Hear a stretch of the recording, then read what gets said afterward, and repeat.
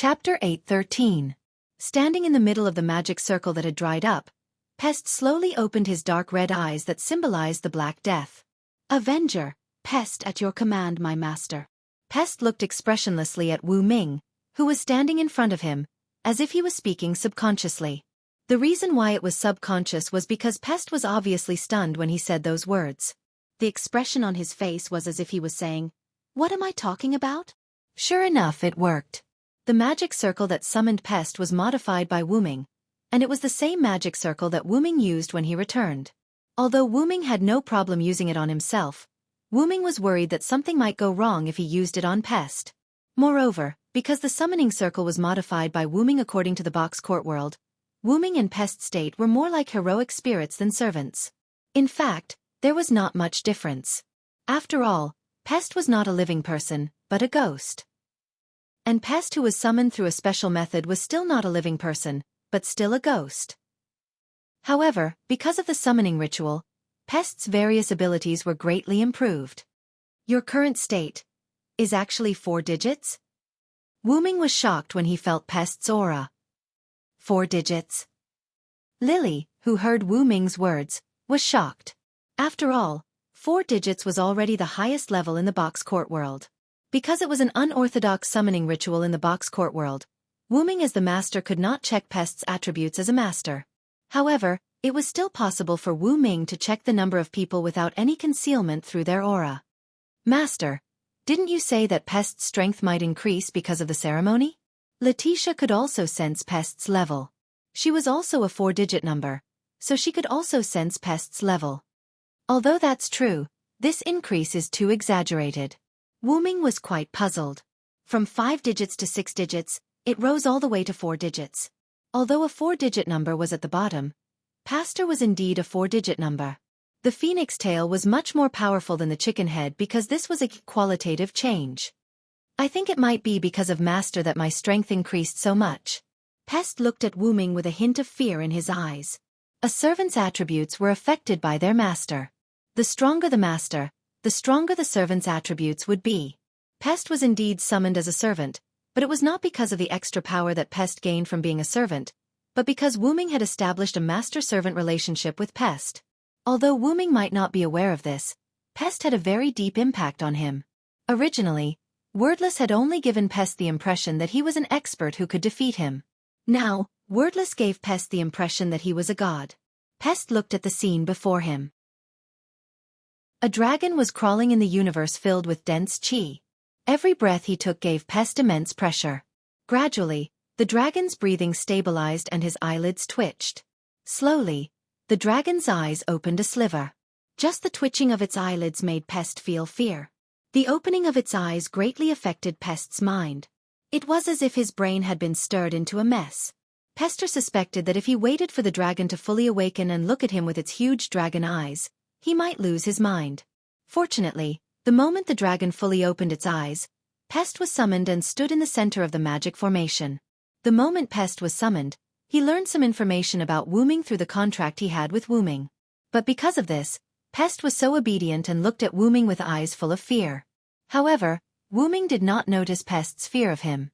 He was interested in what Pest said. You know that the master's strength can affect the servant's strength?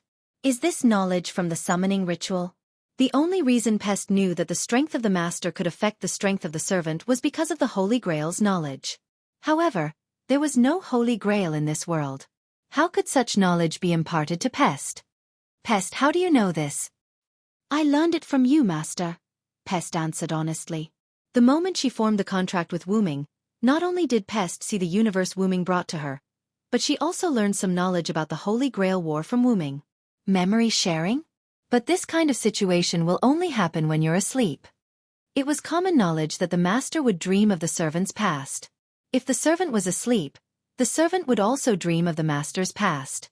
This was a result of the contract and it was mutual. When Pest is not summoned, she should be asleep, Letitia suddenly said. But facing Letitia's question, Pest was very reluctant, but in the end, she nodded honestly.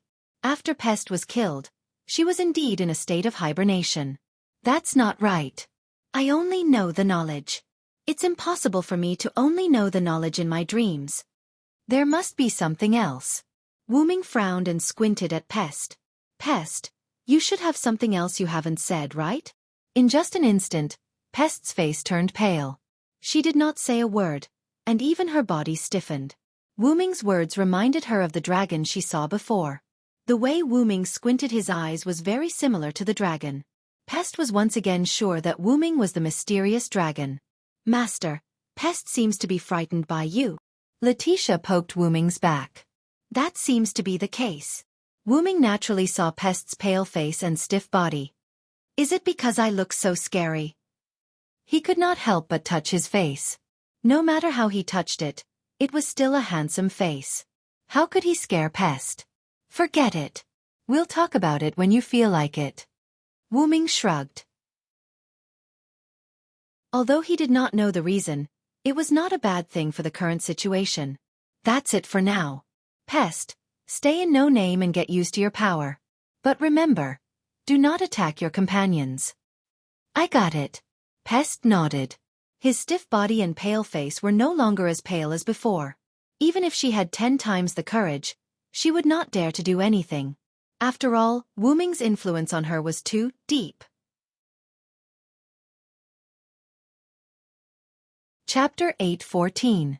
After settling Pest down, Wu-ming checked No Name's magic puppet. After confirming that there were no mistakes, Wu-ming left some rune magic on the ground around No Name. Originally, Wu-ming wanted to set up some magic traps directly, but Wu-ming would feel bad if unrelated people fell for them. Therefore, Wu-ming changed it to detection magic. If he sensed any strange people or things, Wu-ming would immediately use the portal to return. Of course, Wu-ming felt that there shouldn't be any more enemies in the near future. After all, the enemy's goal wasn't No Name, but something else.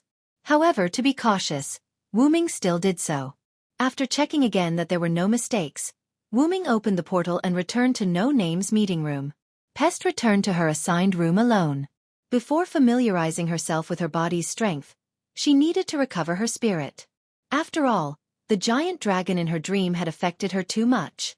On the other hand, Lily and the other children of No Name began to work again. After all, the children of No Name had all suffered before, and this made them even more restless. However, because of Wu-ming's instructions, they didn't go outside. Instead, they worked in the room, such as cleaning. Only Letitia was waiting for Wu-ming in the meeting room. Master, are the preparations complete? Letitia, who was sitting on the sofa and waiting for Wu-ming, immediately got up when she saw Wu-ming arrive. Okay, let's go. Letitia, let's go find White Wuxia. Yes, Master. 2105-380 Outer Gate. Inside the 1000 Yes branch. White Wuxia sat there with a distressed look on his face. His arms were crossed in front of his chest as if he was waiting for someone. Black and purple ripples appeared out of thin air, and Wu-ming walked out with Letitia. You're finally here. Seeing the person he was looking forward to, White Wuxia's restless face relaxed a little. Look at you. Did you get some bad news? It was still the same cushion as before. Wu-ming directly pulled it over and unceremoniously sat in front of White Wuxia. I just received news that the West, North, and South districts were also attacked by Absolute Evil's avatar. What? Letitia, who was sitting beside Wu-ming, was shocked. Her master was right. This is bad news. However, from the looks of it, the two-headed dragon army in the other districts should have been dealt with. Wu-ming wasn't surprised at all. He was rather calm. It's all been dealt with. Otherwise, I wouldn't be sitting here waiting for you. Although White Wuxia was the ruler of the East District, she would take action if there was a disaster that affected the entire Hakata. Of course, it was the same for the other guardians. Then, the situation in the other districts and Eyes and Eyes. Be in the eyes, Letitia said Letitia's in eyes. According to Wu-ming's understanding, the class ruler of the West seemed to be a cadre of 1000 Eyes, but Wu-ming didn't know the details. Noticing the confusion on Wu-ming's face, Letitia explained for Wu-ming. Master, the class ruler of the West that Lady White Wuxia mentioned is called Demon Laplace. He's one of the cadre of 1000 Eyes. Due to his ability, he has been in a deep slumber. White Wuxia spoke as well. Letitia's ability is actually referring to his powerful prophetic ability. Could it be the cadre of Thousand Eyes who predicted that a demon king would attack Fire Dragon's birth ritual? Wu Ming suddenly thought. Being a cadre of Thousand Eyes and having prophetic abilities made it easy for people to associate him with a cadre of Thousand Eyes who had given a 100% accurate prophecy. That's right. The prophecy of Fire Dragon's birth ritual was given by him. However, that fellow is in a deep slumber all year round, so there's no need to pay attention to him. In short, nothing major happened in the West because of his unexpected awakening. White Yaksha didn't plan on explaining Demon Laplace to Wu Ming. However, although he had coincidentally woken up, he wasn't weak to be able to deal with Absolute Evil's clone. That Demon Laplace was at least in the 4 digits. Wu Ming thought so. As for the South District's Absolute Evil clone, it was 16th Knights and Company who helped deal with it. They also gained a wave of no-names reputation. I have to say that they did well. 16th Knights and Company, who were participating in the Dragon Horn Griffin Lions Harvest Festival in the South District, happened to encounter this matter. However, they almost destroyed the Harvest Festival, and they didn't realize it at all. However, White Yaksha looked like he was gloating. As expected of problematic children. Black Rabbit will probably cry for a while. Wu Ming smiled helplessly. After all, they were problematic children. Benevolence and Black Rabbit had it quite hard. The situation in the North District isn't very good. It's different from the West and East Districts, which are basically undamaged. It's also different from the South District, which has few casualties. The North District can be said to be the worst area. The streets and houses are damaged, and there are many casualties. White Yaksha's expression became melancholic. It's because of Shadora and Company. Wu Ming understood very well why. Shadora was one of the rulers of the North District's hierarchy. This meant that there were others who shared the position of ruler. Why was that? Naturally, it was because no one in the community in the North District had the ability to be the sole ruler of the hierarchy. Therefore, there were many rulers of the hierarchy who managed the North District together. Wu Ming did not know much about the rulers of the other classes, but Wu Ming knew about Shadora. Shadora's individual strength was not enough to fight against the two-headed dragon army. As for Salamandra, a community that relied on group battles, they were also unable to fight against the two-headed dragon army that was also good at group battles. Not to mention, Absolute Evil's doppelganger had the strength of a deity, which was only in the 5 digits. It was probably the same for the other communities of rulers of the other classes. Therefore, when the two-headed dragons attacked the North District, they were unable to eliminate all of the two-headed dragons in an instant. As a result, the two-headed dragons rushed into the city and caused destruction, causing casualties. Lord White Yaksha, I remember that there's that existence in the North District, right? Letitia suddenly asked. That existence? Who's that? Wu Ming was puzzled. After all, in terms of being familiar with the world of the box, Wu Ming was a complete novice compared to Letitia. You're talking about that great devil, right? White Yaksha shook a fan that he had taken out of nowhere. Closing the fan instantly, White Yaksha said the other party's name. A great devil born at the boundary between life and death, the leader of the community Willow's Wisp. He's known as the strongest devil in the North District, Vera Za Ignifatus.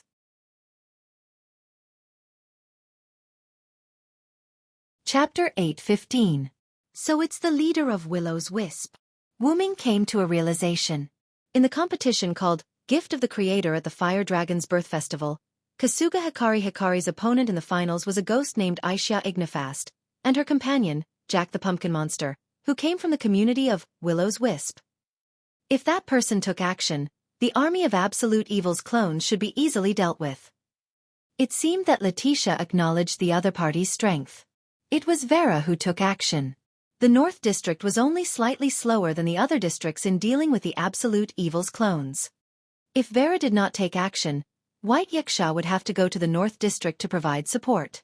Speaking of which, since this devil is so powerful, why isn't she a class controller? Wu Ming's words were not without reason. Since there was a powerhouse who could deal with the Absolute Evil's clones so cleanly, why was this powerhouse not a class controller? This can be considered Vera's personal reasons, White Yaksha explained vaguely. Personal reasons? Wu Ming was stunned. In short, if you can see her you'll know. White Yaksha waved his hand embarrassedly. Immediately after, White Yaksha frowned as if he had encountered something puzzling. But now that you've asked, I'm a little concerned about Vera. She should have been in the North District all along. Why didn't she appear in time to deal with the two-headed dragon army? Could it be that she was delayed by something else? Letitia guessed. That shouldn't be the case. Although she has quite a personality, even if there was something else, she should have put down the matter at hand and dealt with the two-headed dragon's invasion crisis. However, Wu Ming thought of something. The reason she was delayed. Could it be that she fought with the enemy who transferred the two-headed dragon army? After all, the invasion of the absolute evil clones that attacked the entire Hakata was man-made. Wu Ming and the others did not encounter the enemy, but it did not mean that the people in the other districts did not encounter them. Then, Wu Ming's guess was not without reason. That's possible. White Yaksha's expression was solemn as he nodded. However, because White Yaksha was only collecting information unilaterally and had not seen the person involved, he could not make a judgment. Without further ado, Wu Ming and White Yaksha began to discuss serious matters. I say, White Yaksha, don't you think the attack this time is very strange? Tell me what you think. White Yaksha was naturally a smart person. If Wu Ming could see that there was a problem, so could White Yaksha. Absolute evil's doppelganger may seem powerful, but every region has the ability to deal with it. I think the other party definitely understands this. So, why are they still doing this? Although the griffin named Glea Grove and the black-cloaked girl were easily taken down by Wu Ming didn't think that the other party was a weakling. The black-cloaked girl had the grace of distance control. It didn't seem like much, but it was actually a very rare grace. As for that griffin, although it didn't have any special abilities, it was possible that it hadn't exposed itself yet. Furthermore, the other party's strength was extraordinary. Although it was easily suppressed by Wu Ming, it was only because Wu Ming had used giant transformation.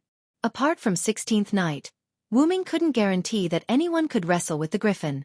There was also that fellow named Maxwell. Wu Ming had never understood his ability. On the surface, it looked like a simple teleportation, but Wu Ming's sixth sense told him that it wasn't that simple. Moreover, Maxwell had an inexplicable resurrection ability. Just this alone made Wu Ming unable to do anything to him for the time being. It could also be a doppelganger or an illusion. In short, Maxwell was very difficult to deal with. Finally, the other party's master, the so-called Highness, whose background was unknown, and Wu Ming couldn't be sure if there were others. In short, this faction wasn't simple to Wu Ming. I feel that this attack is just a pretense. It's a cover for the other party's next plan. Oh, did you discover anything? White Yaksha opened his fan with a whoosh. No, Wu Ming answered rather calmly. If you didn't, then what are you talking about? White Yaksha was quite angry. She thought that Wu Ming had discovered some clues. Although I didn't discover anything, we can analyze it. Wu Ming smiled slightly. In this double-headed dragon's attack, which district suffered the most serious damage? The North and South districts, Letitia immediately answered, giving Wu Ming face. Although the damage in the South district was mainly caused by 16th Night and the others. That's right. The West and East districts didn't suffer much damage. Therefore, the other party's next plan might be carried out in these two damaged districts. After all, the more chaotic it was, the easier it was to stir up trouble. This was the principle of fishing in troubled waters. White Yaksha gently waved his fan and nodded slightly. It does make sense. Seeing White Yaksha nod, Wu Ming continued. This double-headed dragon and the final double-headed dragon in the fire dragon's birth ceremony in the North District must be done by the same person, or rather by the same faction. Then Wu Ming changed the topic.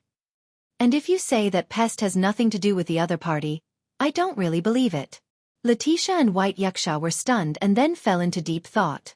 Indeed, if Pest had nothing to do with the double-headed dragon that appeared in the end, no one would believe it. If Pest is the other party's person, and if we had lost the competition, then as the leader White Yaksha, wouldn't he have fallen completely into the other party's hands? As soon as Wu Ming said this, both Letitia and White Yaksha felt a chill down their spines. Yes, if they had lost the competition, White Yaksha would have become Pest's possession. And if Pest was the person who created the double-headed dragon, then White Yaksha would have fallen into the other party's hands. Both Letitia and White Yaksha knew White Yaksha's power very well. If he was used by someone, the consequences would be unimaginable. Although there was a reason for his defeat, White Yaksha knew that he was too powerful, so he chose to submit to the Buddhists in the end. He obtained Yaksha's godhood and belittled himself. Under the premise that this hypothesis is true, let's change our focus. Wu Ming once again raised a new point of focus. The other party once wanted to purchase Letitia. Letitia and White Yaksha broke out in cold sweat again. You mean that the other party is collecting powerhouses? White Yaksha frowned. Luce once said that the person who wanted to purchase Letitia from Perseus was someone outside the box court. And when I went to meet those people, I was attacked by the double-headed dragon. Since you can't find any information about the enemy who lured the double-headed dragon here at the fire dragon's birth ceremony, this matches up. White Yaksha was enlightened. I see. Because the other party is someone outside the box court, it makes sense that we can't find any information. Immediately after, White Yaksha thought of some information that he needed to inform Wu Ming. Actually, the hierarchy in the South District has changed.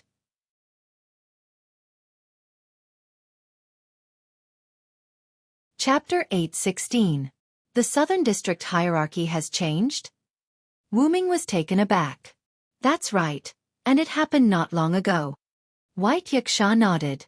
Not long ago, the community of the former Southern District's hierarchy, Avalon, was attacked. If it wasn't for the Northern District's Willow's Wisp, who happened to be nearby and intervened through unconventional means, I'm afraid Avalon would have been completely wiped out. White Yaksha explained with a serious expression. Wu Ming felt a little unnatural. After all, Avalon was obviously King Arthur's scabbard, Avalon. Since that was the case, the other party was likely related to the Knights of the Round Table. He didn't know if there was a Villo there answered in this world. It shouldn't be. After all, White Yaksha and the others didn't have any reaction to his name, as if it was the first time they heard it. Unaware of Wu Ming's random thoughts, White Yaksha continued speaking. However, even so, Avalon suffered a devastating blow. The original hierarchy's leader was removed from his position, and the Community Alliance's Dragonhorn Griffin Lion was prepared to take over as the hierarchy's leader.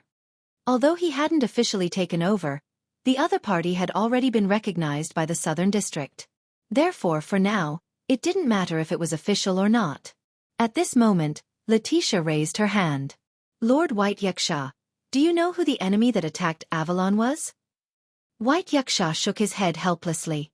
Unfortunately, although Willow's Wisp forcefully intervened, Avalon did indeed lose to the other party. Although there wasn't much of a loss, the price of Avalon's defeat was that we couldn't reveal the other party's information. Therefore, I don't know who the enemy is.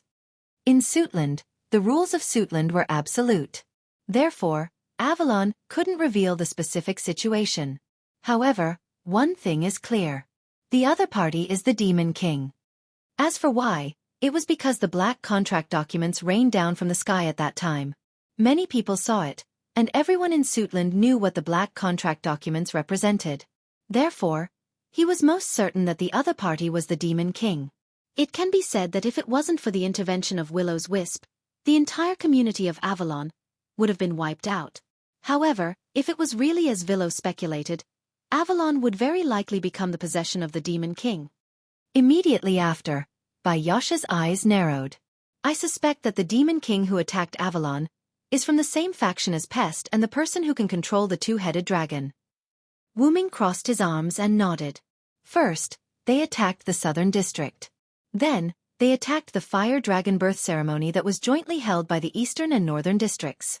Finally, they attacked the entire box. It seems that the other party is not weak. Although the results showed that the other party had never succeeded, the fact that the other party could continue to cause trouble despite repeated failures was enough to prove that the other party had a deep foundation. Do we need to find Pest for information? Letitia suddenly asked. After all, Pest might know those people. When you see her again, give her a gentle hint. If she really doesn't want to say it, then forget it. I don't really want to treat Pest as an item. Since she joined No Name, she's a family. Wu Ming did not want to treat Pest as a slave. Wu Ming believed that the other members of No Name would not want to do that either. I understand, Master. Letitia nodded and did not say anything else. However, her gaze toward Wu Ming became gentler. If Pest hears your words, I'm afraid Pest will have a better impression of you. Yasha also turned serious and revealed a frivolous expression again. By the way, Yasha, how do you know that Pest doesn't have a good impression of me? Wu Ming frowned. Although Pest was indeed very angry with Wu Ming based on his behavior before Wu Ming stabbed him, Yasha was not present at that time. However, Yasha's current appearance gave people the feeling that he had a lot of interaction with Pest. Roar. Of course, that's because I used that ring before you came to retrieve it. Pest and I have already talked. Yasha did not hide anything and told Wu Ming and Letitia the truth. I see. If it's you, you do need to talk to Pest. Letitia nodded in understanding. No one would believe that the incarnation of the sun and the incarnation of the Black Death did not need to talk to each other. Moreover, Yasha was in the wrong. After all, it was the sun's laziness that caused the Black Death to break out. Although Yasha's words were reasonable, Wu Ming did not believe them. Wu Ming and Yasha did not have much interaction. However, Yasha was the only problem child. Wu Ming knew this in his heart. In other words, you didn't do anything strange to Pest, did you, Yasha? Wu Ming looked at Yasha suspiciously. Wu Ming still remembered that when Pest was summoned, he was silent, or rather, very obedient. Moreover, after standing for a while, Pest's face turned pale and his body stiffened. It looked like his spirit had suffered a severe blow. Now that he thought about it, could it be that Yasha did something to Pest? What are you talking about? Pest and I just had a good conversation in various aspects. Yes. With a calm expression, White Yaksha indicated that there was only a simple exchange between him and Pest. Then why does Pest look like he's in shock? You really didn't do it? Wu Ming became more and more suspicious. He knew how powerful a problem child like Yasha was. Even if she really did it, with Yasha's thick skin, he would probably not admit it. Is that so? Maybe it's not easy to accept the new environment. However, Yasha's heart had already begun to change. It was rare that forcing someone to change clothes would leave a deep psychological trauma. But Pest clearly scolded him very happily back then, right? However, just as Yasha was feeling conflicted, Wu Ming gave up on asking. I'll believe you for now. Then Wu Ming made a request. Yasha, I hope you can go to the South District and help me tell 16th Night and the others not to come back for the time being. Continue to stay there. It was not that Wu Ming did not trust the South District, but Wu Ming trusted his own people more. 16th Night and the others were already considered top-notch in the lower levels of the box court. Wu Ming believed that even if the enemy wanted to do something bad in the South District, there would be no problem with 16th Night and the others around. More importantly, 16th Night and the others happened to be in the South District. Seeing that Wu Ming had started to talk about serious matters, Yasha also became serious. Do you want 16th Night and the others to help keep an eye on the South District? No problem. Leave it to me. Yasha turned his head and looked at Wu Ming. Then, what do you plan to do? Wu Ming silently looked north. If it's me, I'll go to the North District.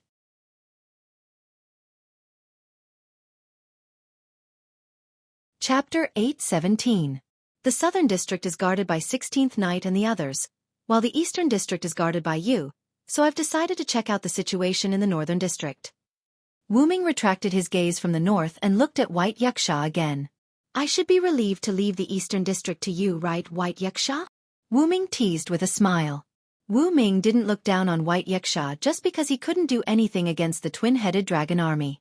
The star spirit of the sun, the devil king of the White Knight, White Yaksha's ability was beyond Wu Ming's imagination.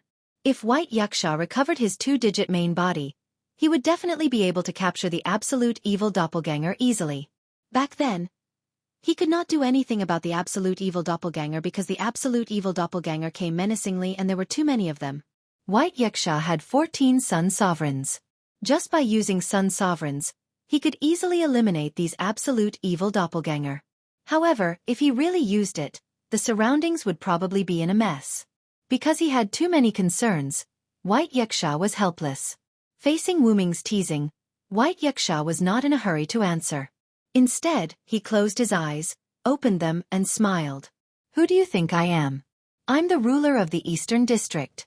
I bet my name as the star spirit of the sun and White Knight. Leave the Eastern District to me. At this moment, White Yiksha's powerful demeanor was revealed. "I'll leave no name to you for the time being, Lord White Yiksha." Letitia was also in awe. With that, Wuming, Letitia, and White Yiksha's conversation ended. After learning from White Yiksha which part of the Northern District suffered the most damage, Wuming and Letitia left. Northern District, between the 3999999 and 4 million outer gates. At a bell tower, a black and purple teleportation door appeared out of thin air. Wuming and Letitia walked out. "This seems to be the bell tower that 16th Knight and Black Rabbit destroyed, Master." Letitia recognized the familiar place at a glance. In the end, it was Wuming who helped to repair it. "That's right. It's indeed here." After all, didn't White Yiksha say that it's not intentional or unintentional? The outer gate that held the fire dragon's birth ceremony suffered the most damage? Therefore, Wuming brought Letitia here. Although we can also go to Salamandra's branch here, after thinking about it, I think it's better to stay here. Although Wuming and Salamandra had some conflicts before, after Shadora and Ren re-established an alliance between Salamandra and No Name, the two sides could be considered to have buried the hatchet. However, White Yikshas and Letitia's and White Yikshas and White Yikshas had a White Yiksha moreover. This bell tower was located at a commanding height and was very hidden. As for why such a place was needed, it was because it could easily take in the surrounding situation. As I expected, the damage to the Northern District is much more serious than what White Yiksha said. They walked to the window of the bell tower and looked around. White Yiksha might have said that the Northern District was only slightly slower than the other districts in dealing with Absolute Evil's doppelganger. But sometimes, being slightly slower would delay things, such as the current Northern District. Because the bell tower's geographical location was closer to the center, and because there was no human habitation, it did not suffer fatal damage from Absolute Evil's doppelganger's attack. It only suffered some damage at the base. Moreover, the other outer gates were not so lucky. Wuming looked around. 7 or 8 of the 10 buildings were completely destroyed. The remaining 2 or 3 were so damaged that they were uninhabitable. Not only that, but Wuming also saw many bloodstains on the streets. These should be the residents' blood. After all, the blood of the two-headed dragon could split again, and it could be the blood of the two-headed dragon that could not split again. However, compared to this, Wuming felt that the two-headed dragon had been killed by people using special methods. He could not see any civilians. They might have been transferred to other outer gates to take refuge. Perhaps it was because the battle had just ended, but the people walking on the streets were basically all fully armed members of the Northern District community. This was because everyone had their own community's coat of arms. Wuming even saw people from Salamandra. Some of them were patrolling to see if there were any other survivors, while others were specifically searching for any two-headed dragons that had been left behind. The possibility of the former was not small. After all, the collapse of the building had knocked out the people who were still alive under it, or the people hiding in the building did not have time to come out because of the collapse. The latter was unlikely. After all, although the two-headed dragons were said to be at the deity level, their strength was only at the deity level. Their intelligence was equivalent to that of an ordinary beast, or even lower. Generally speaking, unless they were all dead, they would not stop. However, there were exceptions. For example, when the two-headed dragon was eliminated, a two-headed dragon had accidentally been buried in the ruins of a building and had just crawled out. Interestingly, Wuming, who was standing at a commanding height, happened to see such a scene. A white two-headed dragon struggled to crawl out of the thick ruins and was ready to attack the patrolling personnel who had just walked away. The patrolling personnel seemed to have heard a trace of a sound and immediately shouted, thinking that there were survivors. "Hey! Are there any survivors? If there are, please answer me." He was also one of the people who thought that it was unlikely for the two-headed dragon to survive. The man shouted as he explored the surrounding ruins. However, he did not know that the survivors he thought were actually the avatars of absolute evil that could take his life. Roar! The two-headed dragon roared and suddenly rushed toward the person who did not discover it. Wah! The person who heard the sound subconsciously turned his head, only to see the two-headed dragon pouncing towards him with its 2 bloody mouths wide open. He had no time to react. "Hey!" Suddenly, a girl's voice came from one side, and the two-headed dragon suddenly flew to the other side. Then, a girl with blue and white pigtails appeared in front of the patrolling personnel, half squatting on the ground. This person was a member of Willow's Wisp, Aisha Ignifost. Thank you so much, Master Aisha. He had clearly seen what had happened just now. Aisha had kicked the two-headed dragon away. Otherwise, he might have died in the dragon's mouth. Ha ha! Aisha said with a trembling voice. You're not injured, right? The battle just ended not long ago, so it's inevitable that there will be remnants. You can't let your guard down. Aisha stood up and criticized the person. Yes. Master Aisha is right. I've learned my lesson. The person who was almost attacked was ashamed. He was indeed careless. If Aisha did not save the situation, he would have instantly died in the two-headed dragon's mouth. If he had been cautious from the beginning and noticed the existence of the two-headed dragon, he would have known that it was only a doppelganger of absolute evil. Even if he couldn't defeat it, he could have fought it for a few seconds and shouted for the surrounding people to come to his aid. In short, he would not be killed in an instant. But fortunately, Aisha was attracted by his shout, thinking that there was a survivor. In short, the result was good. Aisha, the enemy hasn't been defeated yet. You can't be careless. At this time, a big pumpkin head holding a lantern appeared from the side and lectured Aisha in a strange tone. This big pumpkin was Aisha's companion. The pumpkin monster with a lantern, Jack. Of course I know. Aisha's pale face was slightly red, which was particularly eye-catching. At this time, the two-headed dragon that was kicked down had already turned over and was ready to attack again. It's just a 5-digit beast. Watch me take care of it in minutes. Aisha pouted and a blue flame appeared in her hand. Whoosh! But at this time, a white spear instantly pierced through the two-headed dragon's head and nailed it to the ground.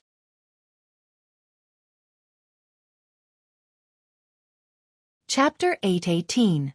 Who is it? Aisha immediately became alert and looked in the direction where the spear came from. That was the location of the clock tower. However, the other party appeared from behind Aisha. Long time no see, Aisha. Jack. A dark purple portal appeared behind Jack, and Wuming and Letitia walked out. Oh, so it's Lord Villo and Lord Letitia. Long time no see. Jack immediately greeted Wuming. As a maid, Letitia was befitting of her identity. She slightly bent her back and nodded. Lord Villo and Lord Letitia, why are you in the Northern District?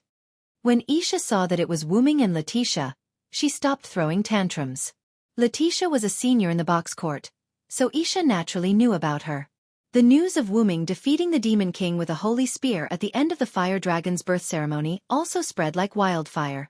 Although Wuming and Letitia were in the no-name community, Aisha would not look down on them because of this.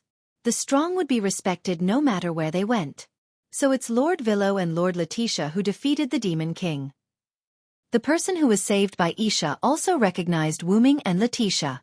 After all, the Fire Dragon's birth ceremony had just ended. Taking advantage of the popularity, Wuming was quite famous in the Northern District. Hurry up and go. Remember to be careful in the future. Not everyone will come to save you at all times. Seeing that Wuming and Letitia had arrived, Aisha hurriedly prepared to send away the person she saved. Yes, Lord Aisha. I won't disturb your conversation with Lord Jack and the other two. The person quickly got up, bowed to Aisha and Wuming, and then quickly left. He still had to continue patrolling and see if there were any survivors. I didn't know that you were quite famous. Wuming could see that the person who was saved respected Aisha from the bottom of his heart, and not just because she saved his life. From this, it could be seen that Aisha was quite famous in the Northern District. After all, she was not weak. As the saying went, the strong would be respected wherever they went.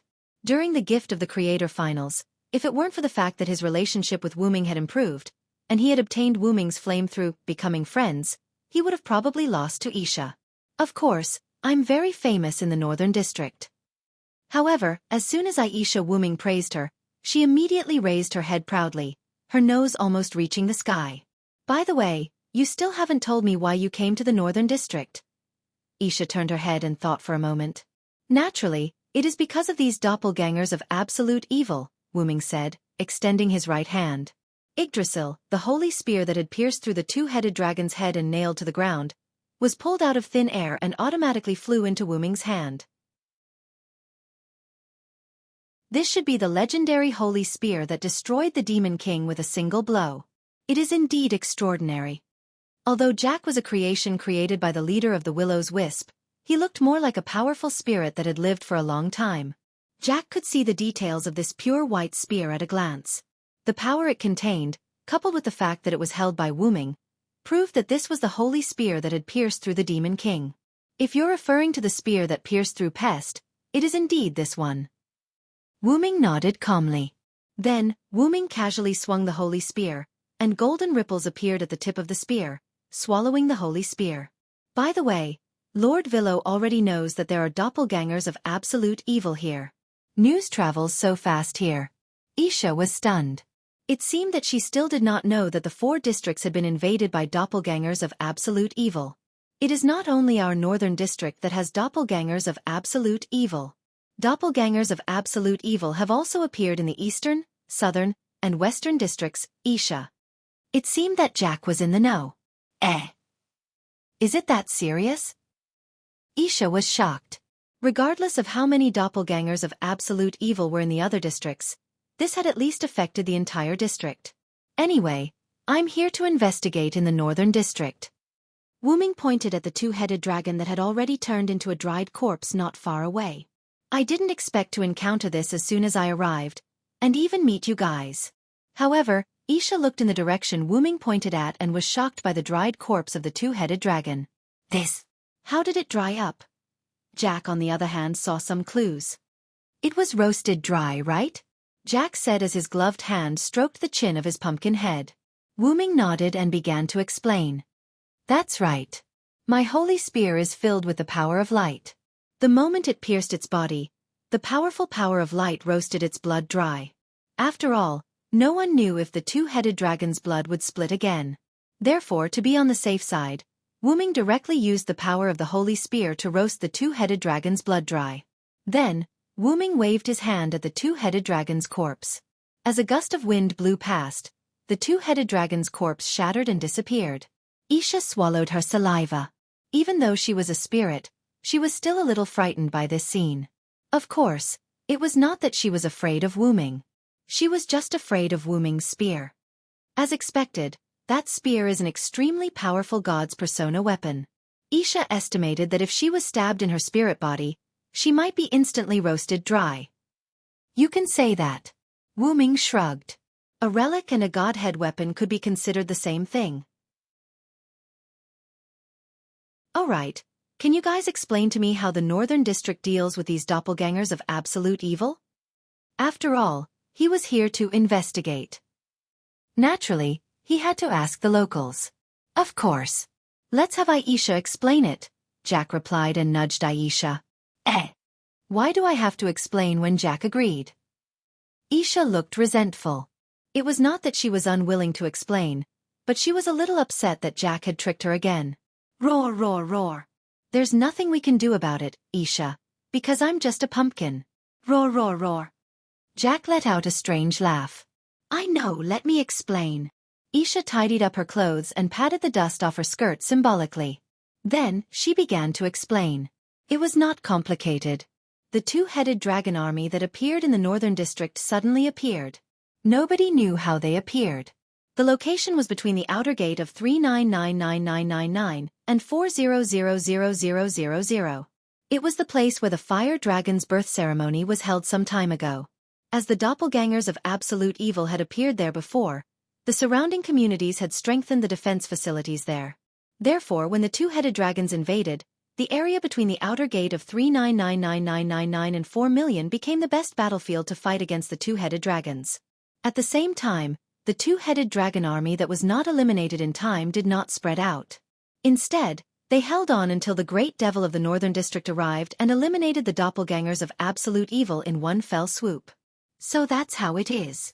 Letitia had an, so that's how it is, look on her face. Indeed, the doppelgangers of absolute evil that were delayed for a short period of time did not spread out. Instead, they were all wiped out in one fell swoop. This was a problem in itself, but this problem was finally solved. However, why would the enemy release the doppelgangers of absolute evil here?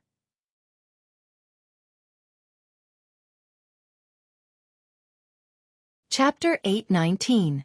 Sighing helplessly, Wu Ming could be considered to have accepted it. Sure enough, the courtyard is a magical place.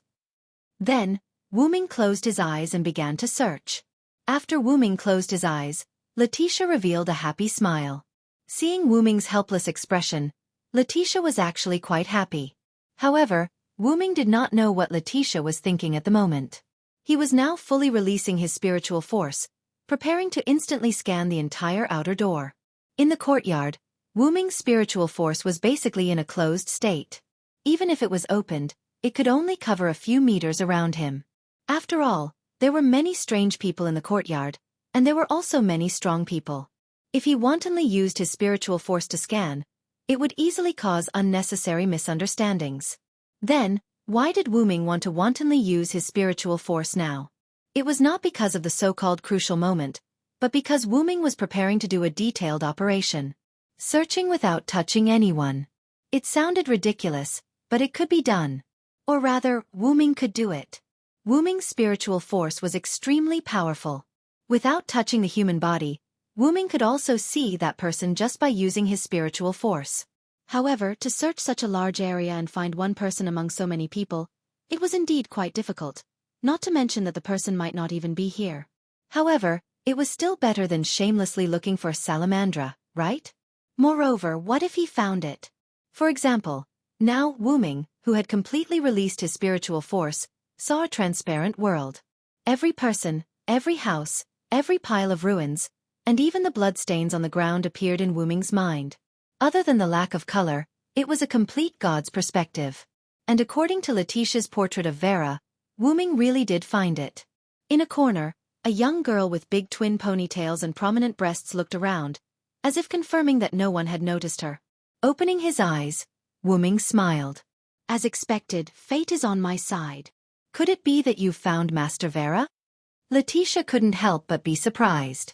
To be honest, Letitia did not expect Wu Ming to find Vera here.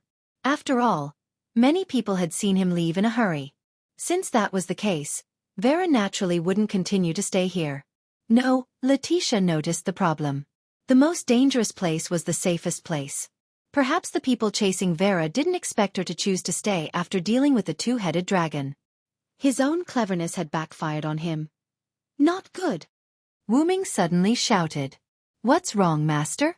Did Master Vera discover you? Letitia guessed. That's right. Wu Ming nodded and snapped his fingers. A dark purple ripple appeared. Quick, Vera wants to escape, Wu Ming said as he pulled Letitia into the portal. In Wu Ming's vision, Vera, who was carefully looking around, suddenly looked in Wu Ming's direction. Obviously, she realized that someone had discovered her. Then, Vera turned into a ball of willow, the wisp, and quickly moved in a certain direction. As soon as the wisp left, the dark purple ripple appeared where Vera originally was. Wu Ming and Letitia jumped out of the ripple and looked around. Looks like Master Vera has escaped. Letitia could still feel the residual energy in the air.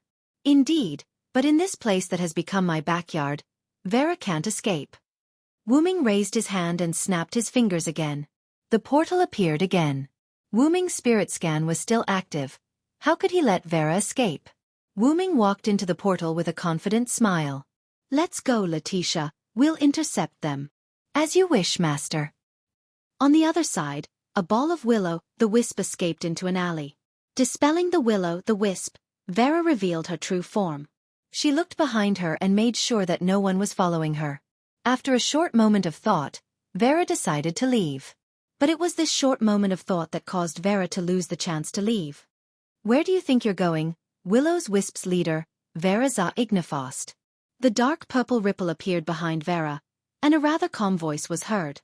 Vera jumped and pulled away, revealing a vigilant look. A man and a woman walked out of the dark purple ripple. They were Wu Ming and Letitia, who were looking for Vera. By the way, Master, your words can easily be misunderstood. Letitia complained to Wu Ming helplessly. Wu Ming was stunned for a moment before he reacted. Indeed, his current actions and the words he said just now clearly didn't seem like a good person. I'm sorry, Willow's Wisp's leader. I apologize for my rudeness. Wu Ming apologized. Vera did not run away again, perhaps because Wu Ming's apology worked. However, Vera seemed to be relieved. Wu Ming also took the opportunity to observe Vera again. Unlike Letitia's black and white painting, the real person was much prettier than Letitia's. She had sharp ears like a fairy's, white hair that was tied into two thick ponytails, and even her eyelashes were white. She wore a black skirt with blue laces and a low neckline that exposed her shoulders. The extremely low neckline accentuated Vera's extraordinary breasts, which was extremely eye-catching. More importantly, her face was extremely cute, with a hint of charm in her innocence. And if Wu Ming was not mistaken, she seemed to be a little naive. Although Vera was indeed beautiful, Wu Ming only looked at Vera for a few seconds before starting a formal conversation. "I'm Vera Silence Eddie of no name. This is my relative, Letitia de Crea. I've been entrusted by White Yuxia to investigate the matter of Absolute Evil's doppelganger. So, can you please stop running?" Wu Ming naturally did not come to the North District because of White Yuxia's request. However, there had to be a reason for everything, and White Yuxia was the best reason. Even if it was an investigation, Wu Ming believed that White Yuxia would not expose Wu Ming. Therefore, Wu Ming calmly used White Yuxia as a reason. Vera did not speak, but her little head nodded slightly, indicating that she would not run anymore. In fact, when Vera saw who it was, she did not want to run anymore. As long as it was not that guy, everything was fine. Then I'll get straight to the point. Before Absolute Evil's clone caused trouble, did you encounter an enemy? Vera raised her head and poked her chin with one hand. She thought for a moment and silently shook her head, which was very cute. But after shaking her head, Vera immediately nodded again. This made Wu Ming and Letitia confused.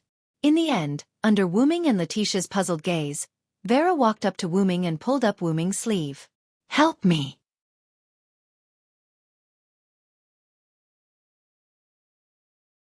Chapter 8:20. Unlike the traditional demons, as a demon, Vera's voice was exceptionally light, just like an elf's. It was not an exaggeration to say that listening to Vera's voice was a pleasure. Moreover, Vera's "help me," coupled with her current expression, could be said to be lovely and moving. Not only Wu Ming, but even Letitia's heart had some ripples. "First, tell me what's going on, Vera." Wu Ming paused for a moment before continuing. "Can I call you that?" Vera was actually very casual when it came to addressing her, so Vera nodded, indicating that she agreed. After Vera nodded, Wu Ming immediately asked, "Then Vera, what difficulties have you encountered?" Wu Ming half squatted down. At this moment, the Vera in front of Wu Ming didn't seem like the leader of the Willow's Wisp, but more like a little sister asking for help. "There's a pervert following me." Pulling on Wu Ming's sleeve, Vera's eyebrows twitched slightly, her body shrunk, and her eyes looked around as if she was afraid that the pervert would suddenly jump out. "Pervert?" Wu Ming and Letitia couldn't help but be stunned. The first thought that appeared in their minds was that it was inconceivable. Who would dare to follow Vera? After all, Vera wasn't an ordinary person. She was the leader of the Willow's Wisp community in the Northern District, the strongest in the Northern District, a great demon born between life and death, and could easily deal with Absolute Evil's army of doppelgangers. There was actually someone who dared to follow such a strong person. But then again, if the other party dared to be the pervert tailing, he might not be weak. Otherwise, why would this pervert make Vera show such a disgusted and helpless expression? "Vera, can you tell me about this pervert? For example, his name." No matter what, he still needed to know about this pervert. Wu Ming wanted to see just which arrogant fellow actually tailed the strongest in the Northern District. Vera nodded, her tone still light as she said the other party's name. "His name is Maxwell." "Maxwell." Wu Ming subconsciously repeated. Why did Maxwell come to the Northern District? And he even became a pervert who tailed them? But on second thought, Wu Ming felt relieved. The twin-headed dragons were closely related to Maxwell. Since an army of twin-headed dragons had appeared in the Northern District, it made sense for Maxwell to be here. However, sizing up Vera, Wu Ming could not help but guess. Could it be that he was a Lulicon? No, no, no. How could that be? In any case, the other party was someone who was rather calm in front of him. How could he be a pervert? Perhaps the other party was tailing Vera in order to prevent him from providing support. Only then would it be logical. "Master, Do you know that guy called Maxwell? Letitia couldn't help but look at Wu Ming. After all, Wu Ming's expression was too obvious. Perhaps Wu Ming knew Maxwell, or perhaps he knew this person. I do know Maxwell. Wu Ming frowned slightly, recalling the unpleasant meeting with Maxwell. Letitia, do you remember that I once pretended to be someone from Perseus to meet the person who wanted to buy you? I remember, Master. Letitia nodded. But what happened in the end, you didn't tell me, nor did you tell the others from No Name. The person I met wasn't an ordinary buyer. If I'm not mistaken, the absolute evil doppelganger incident that affected the entire suitcase was done by them. It's indeed shocking, Letitia said calmly. Vera, on the other hand, was startled. Letitia's calmness was also within Wu Ming's expectations. After all, the last time he went to talk to White Yuxia, Letitia was by his side. Letitia did have some guesses because of Wu Ming and White Yuxia's words, and Wu Ming's words just now confirmed Letitia's suspicions. The other party once wanted to buy Letitia. This was what Wu Ming had said at the time. And Letitia had deduced from this sentence. At that time, I captured 2 of Maxwell's companions. In the end, some absolute evil doppelganger inexplicably appeared and attacked me. Maxwell took the opportunity to save his companions. Wu Ming would get back at the other party for the loss he suffered at the other party's hands sooner or later. If it's Maxwell, I think I understand why Vera is so distressed. That was because Maxwell had an inexplicable resurrection ability, at least on the surface. Vera, did you kill Maxwell several times, but in the end, he appeared in front of you unscathed? As soon as Wu Ming said this, Vera immediately nodded desperately as if she had met a confidant. Wu Ming thought to himself that it was indeed the case. At that time, Wu Ming did indeed kill Maxwell, and did not show any mercy. Logically speaking, that sense of reality would not lie. But for the sake of caution, Wu Ming had never been able to completely confirm Maxwell's resurrection. And after Vera's confirmation, Wu Ming could also be considered to have confirmed that Maxwell did indeed have an inexplicable resurrection ability. Master, you mean that Maxwell can be resurrected? Letitia was shocked. No matter when or which world it was, resurrection was always a shocking matter. Not to mention Maxwell's unlimited resurrection ability. But Master, will there really be the gift of unlimited resurrection? What Letitia meant was whether or not the other party had used some other method or gift to master the ability that looked like resurrection in the eyes of outsiders. At the very least, from our point of view, Maxwell has indeed been resurrected. As if responding to Wu Ming's words, Vera's little head nodded fiercely. Since the 2 powerhouses Wu Ming and Vera had said so, Letitia, who had never seen Maxwell's resurrection, had to obey the majority. If that's the case, then this Maxwell will be difficult to deal with. Letitia crossed her arms in distress. Just the uncontrollable resurrection ability alone was enough. Vera had no choice but to hide from Maxwell. Indeed, in addition to the resurrection ability, Maxwell is also a 4-digit demon king, and he has the ability to teleport multiple units. These 2-headed dragons were probably transported by him.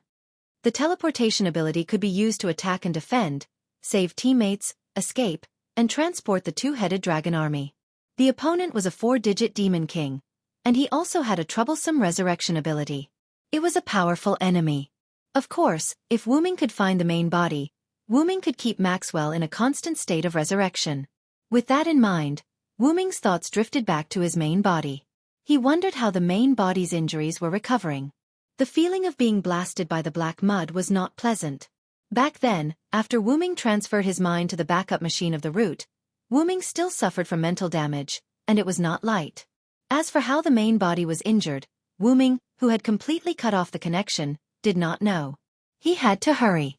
With that in mind, Wu Ming looked at Vera again. Maxwell's group seemed to know the whereabouts of Wu Ming's main body, and it just so happened that Maxwell bumped into the muzzle of the gun. If Wu Ming did not shoot, it would be a waste of Maxwell's rare action. Then, Wu Ming, who was looking at Vera, spoke.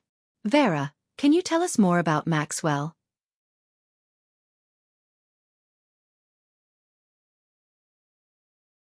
Chapter 821. With Vera's approval, Wu Ming and Letitia left with Vera.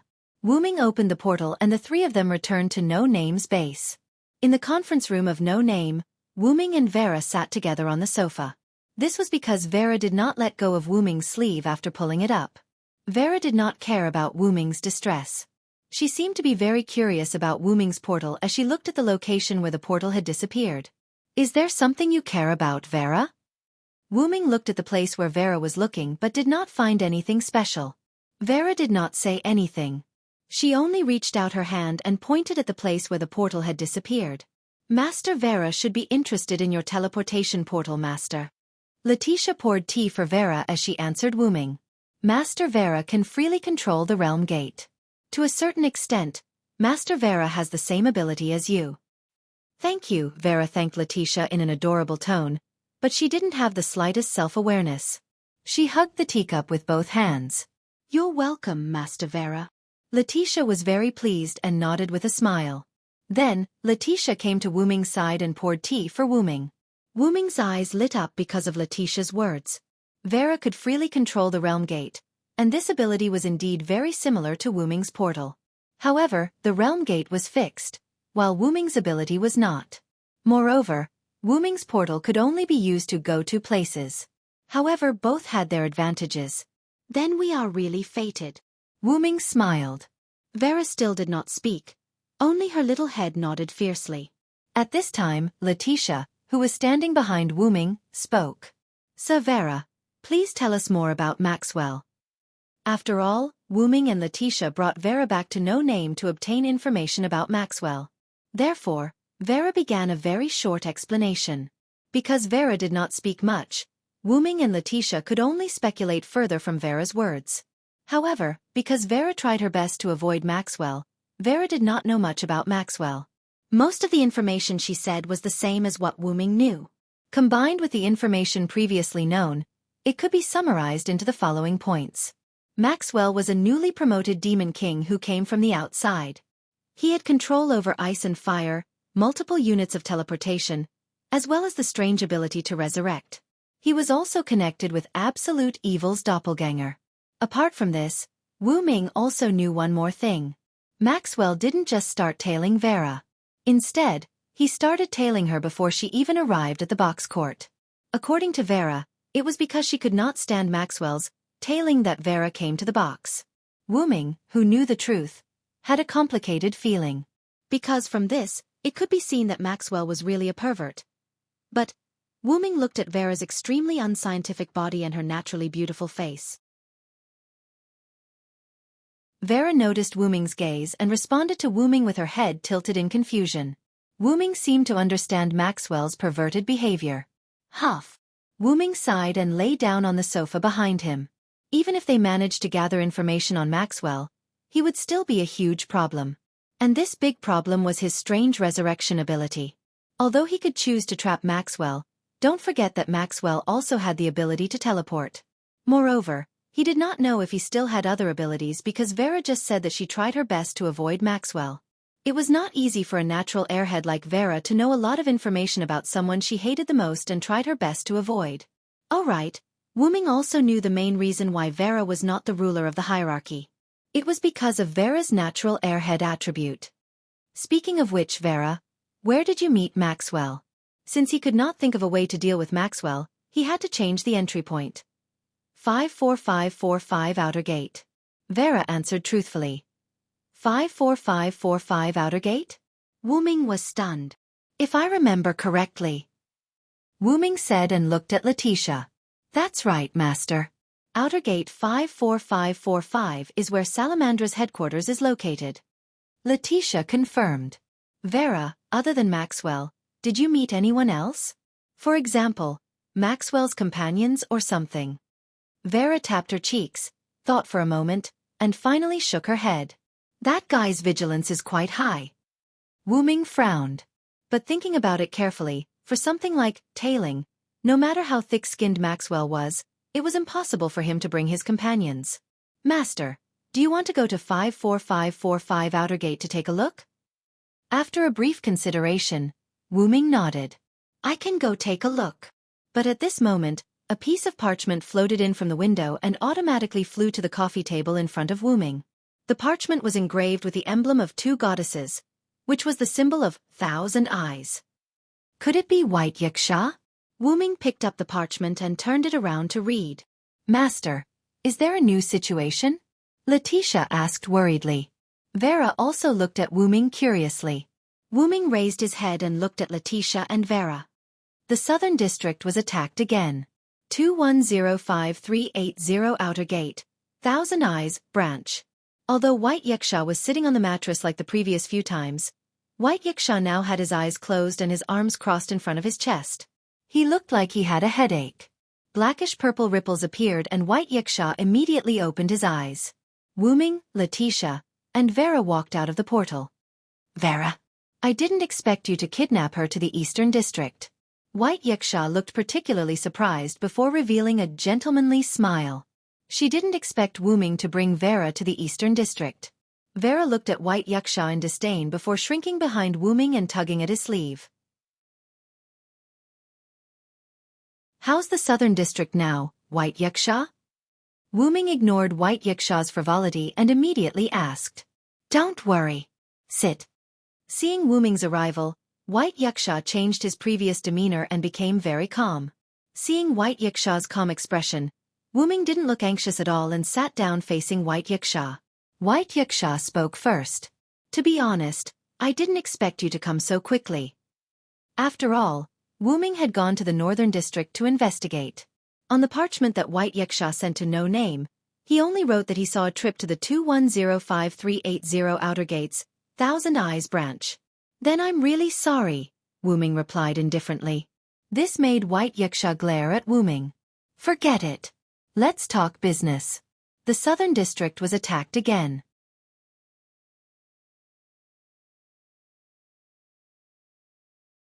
Chapter 822. After the absolute evil clones in the South District were defeated by the Dragon Horn Griffin Lion, the Harvest Festival couldn't continue. Although Wu Ming did not know how many absolute evil clones attacked the South District, the number should be about the same as the absolute evil clones that attacked the East District. If Wu Ming had not used his authority, he would not have been able to deal with such a number. Therefore, Wu Ming had expected the South District to be unable to continue the Harvest Festival. Of course, because the Harvest Festival was about to end, the organizer, the Dragon Horn Griffin Lion, directly moved the Harvest Festival to the Midnight Festival. The Midnight Festival was like a party after a large-scale event. In short, it was a summary. However, Wu Ming could not help but ask about this. Wait a minute, absolute evil clones aren't a small matter, right? Why does the Dragon Horn Griffin Lion want to continue the Midnight Festival? The absolute evil clones were one of the final human trials. Wu Ming did not think that the Dragon Horn Griffin Lion was unaware of this. As for Maxwell and the others, not to mention that they had an unknown number of absolute evil clones, the other party was in existence that attacked the entire box. Facing such an enemy, even White Wuxia was troubled. Yet the Dragon Horn Griffin Lion still had the mood to continue the Midnight Festival? Actually, this Harvest Festival is similar to the Fire Dragon Birth Festival in the North District.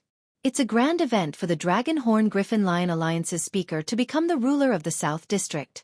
Naturally, it can't end carelessly. Wu Ming nodded and said thoughtfully, I was negligent. Although Wu Ming did not care much about his reputation, it was indeed a matter of importance to the collective. However, it's also related to the fact that the South District did not suffer any losses, White Wuxia added. Ahem, that's a digression. Immediately after, White Wuxia coughed and began the overall story. Just after you left for the North District, the South District was attacked again. It was still absolute evil clones. White Wuxia took out a piece of parchment and placed it in front of Wu Ming with a serious expression. Wu Ming picked up the parchment and read it. The parchment contained information from the South District. The transmission method was the same as when White Wuxia sent the parchment to No Name. How is that possible? Does he have an endless supply of absolute evil doppelgangers? Letitia was shocked. It would have been understandable if other Fiend Kings had attacked. After all, it was excusable for them to attack while the people in the South District were exhausted after dealing with Absolute Evil's avatar. However, it was still Absolute Evil's doppelganger that attacked him. This proved that the ones who came to attack this time were still the same group of people who had caused the attacks in the 4 districts of boxing: East, South, West and North. Furthermore, The other party even had a clone of absolute evil. After all, the number of absolute evil clones at the end of the fire dragon's birth ritual, as well as the absolute evil clones that attacked the north, south, east, and west districts, was already quite terrifying. However, even after exhausting so many of absolute evil's doppelgangers, the other party still had reserves. How could Letitia not be surprised? I think so too, but this is the truth. White Yuxia sighed helplessly. Fortunately, the members of No Name listened to Master Ru's words and didn't return. You should know that it wasn't just 16 knights and the others. Ren was also in the limelight in the battle against Absolute Evil's clone. White Yuxia opened his folding fan and gently fanned himself. He was very satisfied with No Name gaining reputation again. I see. It must be Argel's doing. Wuming was relieved. He then put down the parchment. After Wuming sold off Luo's community, Perseus, Wuming, who did not need Argel's strength, handed Argel to Ren. Ren's gift could ignore the difference in strength between the contractor and the contractor, and perfectly control the contractor. After all, Argel was the astral spirit, the leader of the 3 strongest races in Boxing East. When Argel was at his peak, even if he was not comparable to White Yuxia, he was already extremely powerful. In the end, Argel was bound by the so-called inheritance. In the end, he lost his rationality and had a large number of shackles placed on his body. He was then used by the profligate Luos.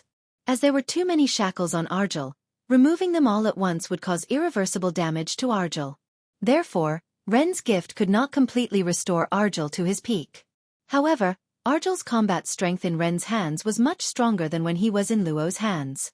Furthermore, Wuming also believed that sooner or later, Argel would return to his peak in Ren's hands. That's right. Argel's demon eyes of petrification have a natural restraining effect on Absolute Evil's doppelgangers. It's all thanks to Ren. I just received news that the Absolute Evil doppelgangers that attacked again have all been eliminated. White Yuxia said as he took out another parchment.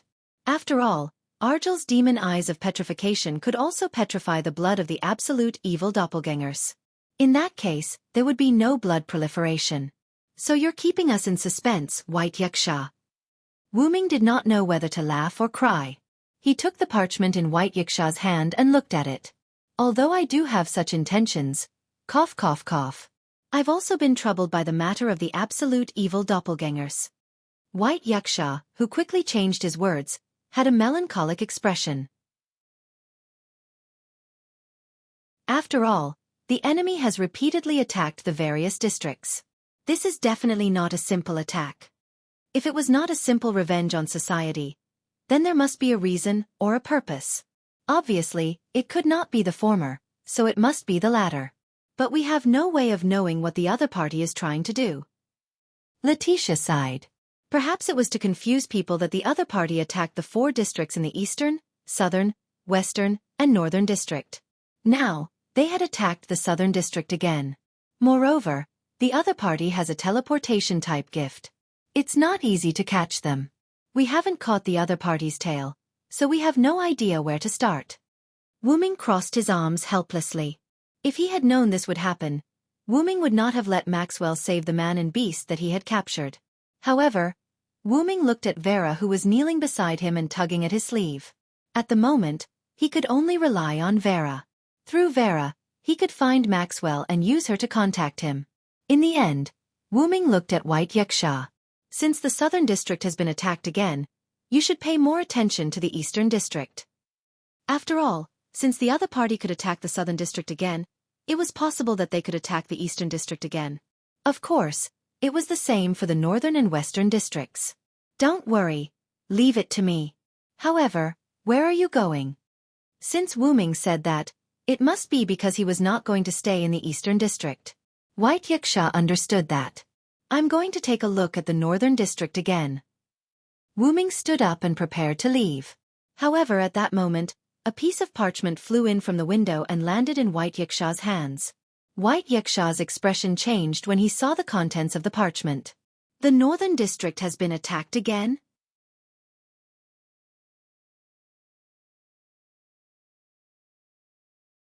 Chapter 823. What? Letitia was alarmed. Vera didn't say a word, but her eyes revealed a hint of worry. Even if she wasn't a Stratum ruler, she still took the safety of the North District very seriously. After all, she was the leader of Willow's Wisp and a member of the North District. Wu Ming frowned and immediately said, "Tell me the location. Tell me the location. I'll be there immediately." Wu Ming really didn't expect that the North District would be attacked just as he said that the other districts might be attacked. White Yaksha didn't say a word as he threw the parchment to Wu Ming. Wu Ming caught the parchment and took a closer look. Has Salamandra's headquarters been attacked? Wu Ming thought to himself. Indeed. It was now certain that Vera's encounter with Maxwell at the outer gate of 54,545 wasn't a coincidence. Instead, it had been premeditated by the other party. As for Salamandra, it was a 5-digit community and didn't have any high-end combat strength. Just Maxwell alone was enough to give Salamandra a hard time. Furthermore, Maxwell's companions might be there as well. I think the other party is quite premeditated. White Yaksha's expression was somewhat gloomy. By repeatedly attacking the box court, not only did this mean that they didn't take the Stratum Guardians seriously, but it also meant that the other party was on the move. Right on the heels of that, White Yaksha looked at Wu Ming. Although the letter asks for my assistance, Salamandra is an ally of No Name. And the letter also states that you have already sent a distress letter to No Name.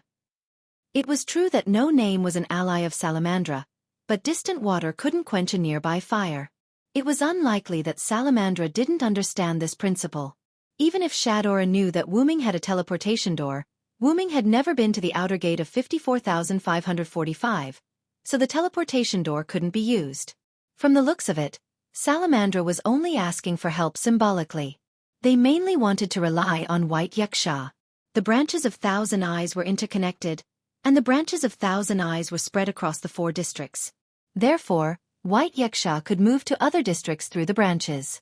However, White Yaksha couldn't go with Wu Ming. What if the East District was attacked again the moment they left? Stay in the East District. Also, help me protect No Name. Even without White Yaksha, Wu Ming had his own means of heading to the North District. Wu Ming tossed the parchment aside and walked towards the door. Wu Ming was not a so-called good person. In a situation where he could not protect everyone, he would take a step back and choose to protect his own people. No Name. White Yaksha and ease. Of White Yaksha, of White Yaksha, White Yaksha, White Yaksha's White Yaksha, of S and Eyes. Of White of Yak? As 3 years ago when the Infernal Yaksha attacked No Name, White Yaksha should have gone to meet the attack. However, she knew that as a 4-digit number, she didn't have the ability to deal with the Infernal Yaksha that attacked No Name. Why was that? 3 years ago, No Name was the largest community in the East District. It had many high-end combat forces. Even a 4-digit number of White Yaksha couldn't deal with No Name. Even so, an Infernal Yaksha still attacked No Name. From this it could be seen that the enemy was very powerful. It was likely to be in the double digits, or at least in the triple digits.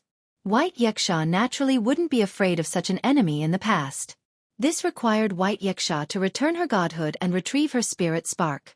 However, 3 years ago, White Yaksha hesitated. And it was this hesitation that caused No Name to become what it was now. And White Yaksha felt guilty for 3 years.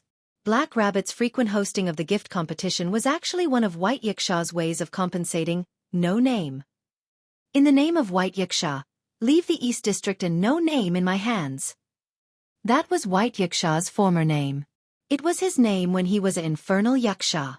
After nodding, Wu Ming took Vera and walked out of the room without looking back. In Wu Ming's opinion, White Yaksha's words were enough. Letitia bowed to White Yaksha and then turned to leave.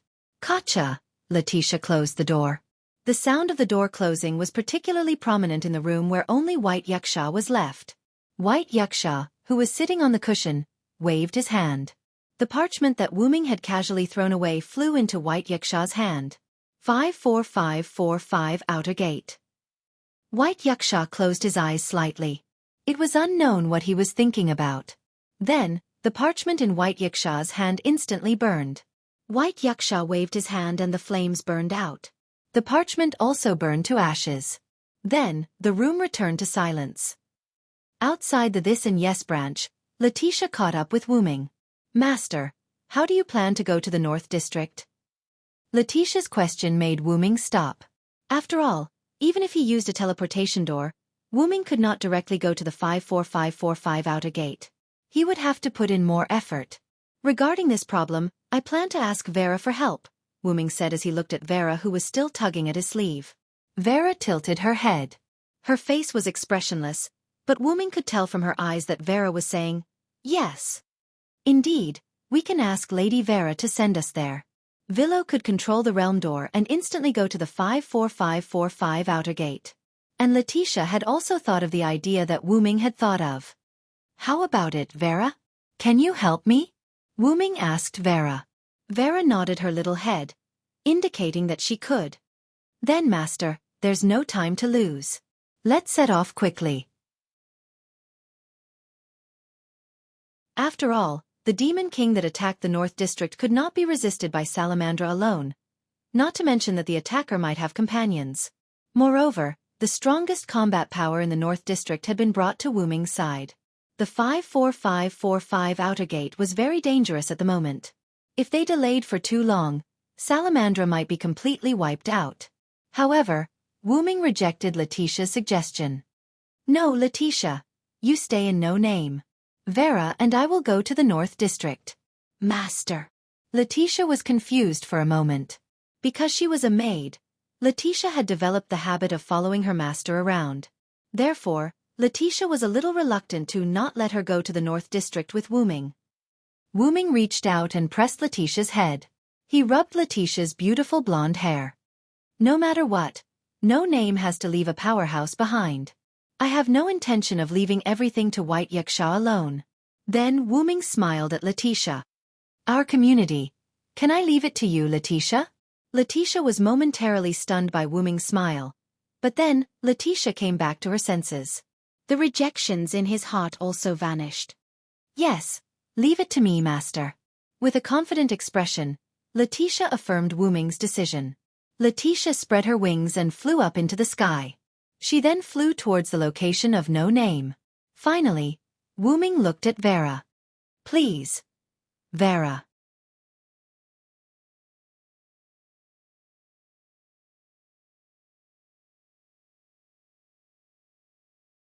If Wu Ming was not mistaken, Maxwell shamelessly showed an extremely gentlemanly smile to himself, or to Vera who was behind him. However, that smile disgusted Wu Ming no matter how he looked at it. Immediately afterward, Maxwell waved his hand, and Maxwell and the few people around him disappeared in an instant. Maxwell and the others who disappeared did not escape because their ambush was discovered. Instead, they appeared in front of Wu Ming and Vera. Ah, my bride, I finally see you again. Maxwell, pretending to be affectionate, stretched out his hand to Vera and smiled rather disgustingly. However, Maxwell's behavior made Vera, who was originally showing her head, completely shrink behind Wu Ming. Seeing this scene, Maxwell's originally smiling face instantly became gloomy. So that's how it is. It was you who kidnapped my bride. Maxwell looked at Wu Ming as if he was thinking of a way to kill Wu Ming and take back his bride. However, this made Wu Ming feel even more disgusted. Just how little self-awareness did Maxwell have? Can't he see that Vera actually hates him? However, just as Wu Ming was about to open his mouth to mock Maxwell, one of Maxwell's companions spoke. Nice to meet you, Mr. Vera Cyrus Eddy. My subordinates will be in your care. A youthful voice entered Wu Ming's ears. Following Maxwell were two black-cloaked people. Wu Ming had an impression of one of the black-cloaked people. It was the girl who was captured by Wu Ming along with the griffin when Wu Ming went to meet the buyer who wanted to buy Letitia from Perseus. The one who spoke just now was the other black-cloaked person beside the girl. Seems like you are their master. Wu Ming confirmed. After all, the word subordinate was used, so he must be the other party's leader without a doubt. Not at all. We are just companions working together. I can't be called master. The youth was rather humble. It didn't seem like he was talking to an enemy at all. Instead, it seemed like he was talking to a good friend. However, Wu Ming felt that the youth was purposely calling them companions. Because, the girl beside the youth seemed like a subordinate, but Maxwell didn't seem like a subordinate at all. Logically speaking, once the leader spoke to the other party, The subordinate should have retreated and stopped what he was doing. However, Maxwell didn't do so. He still looked like he wanted to kill Wu Ming, and his mouth kept muttering words like, "I'll kill you." This was clearly something that only people who didn't put the youth as their master in their eyes would do. Seems like Maxwell's relationship with these people isn't that simple.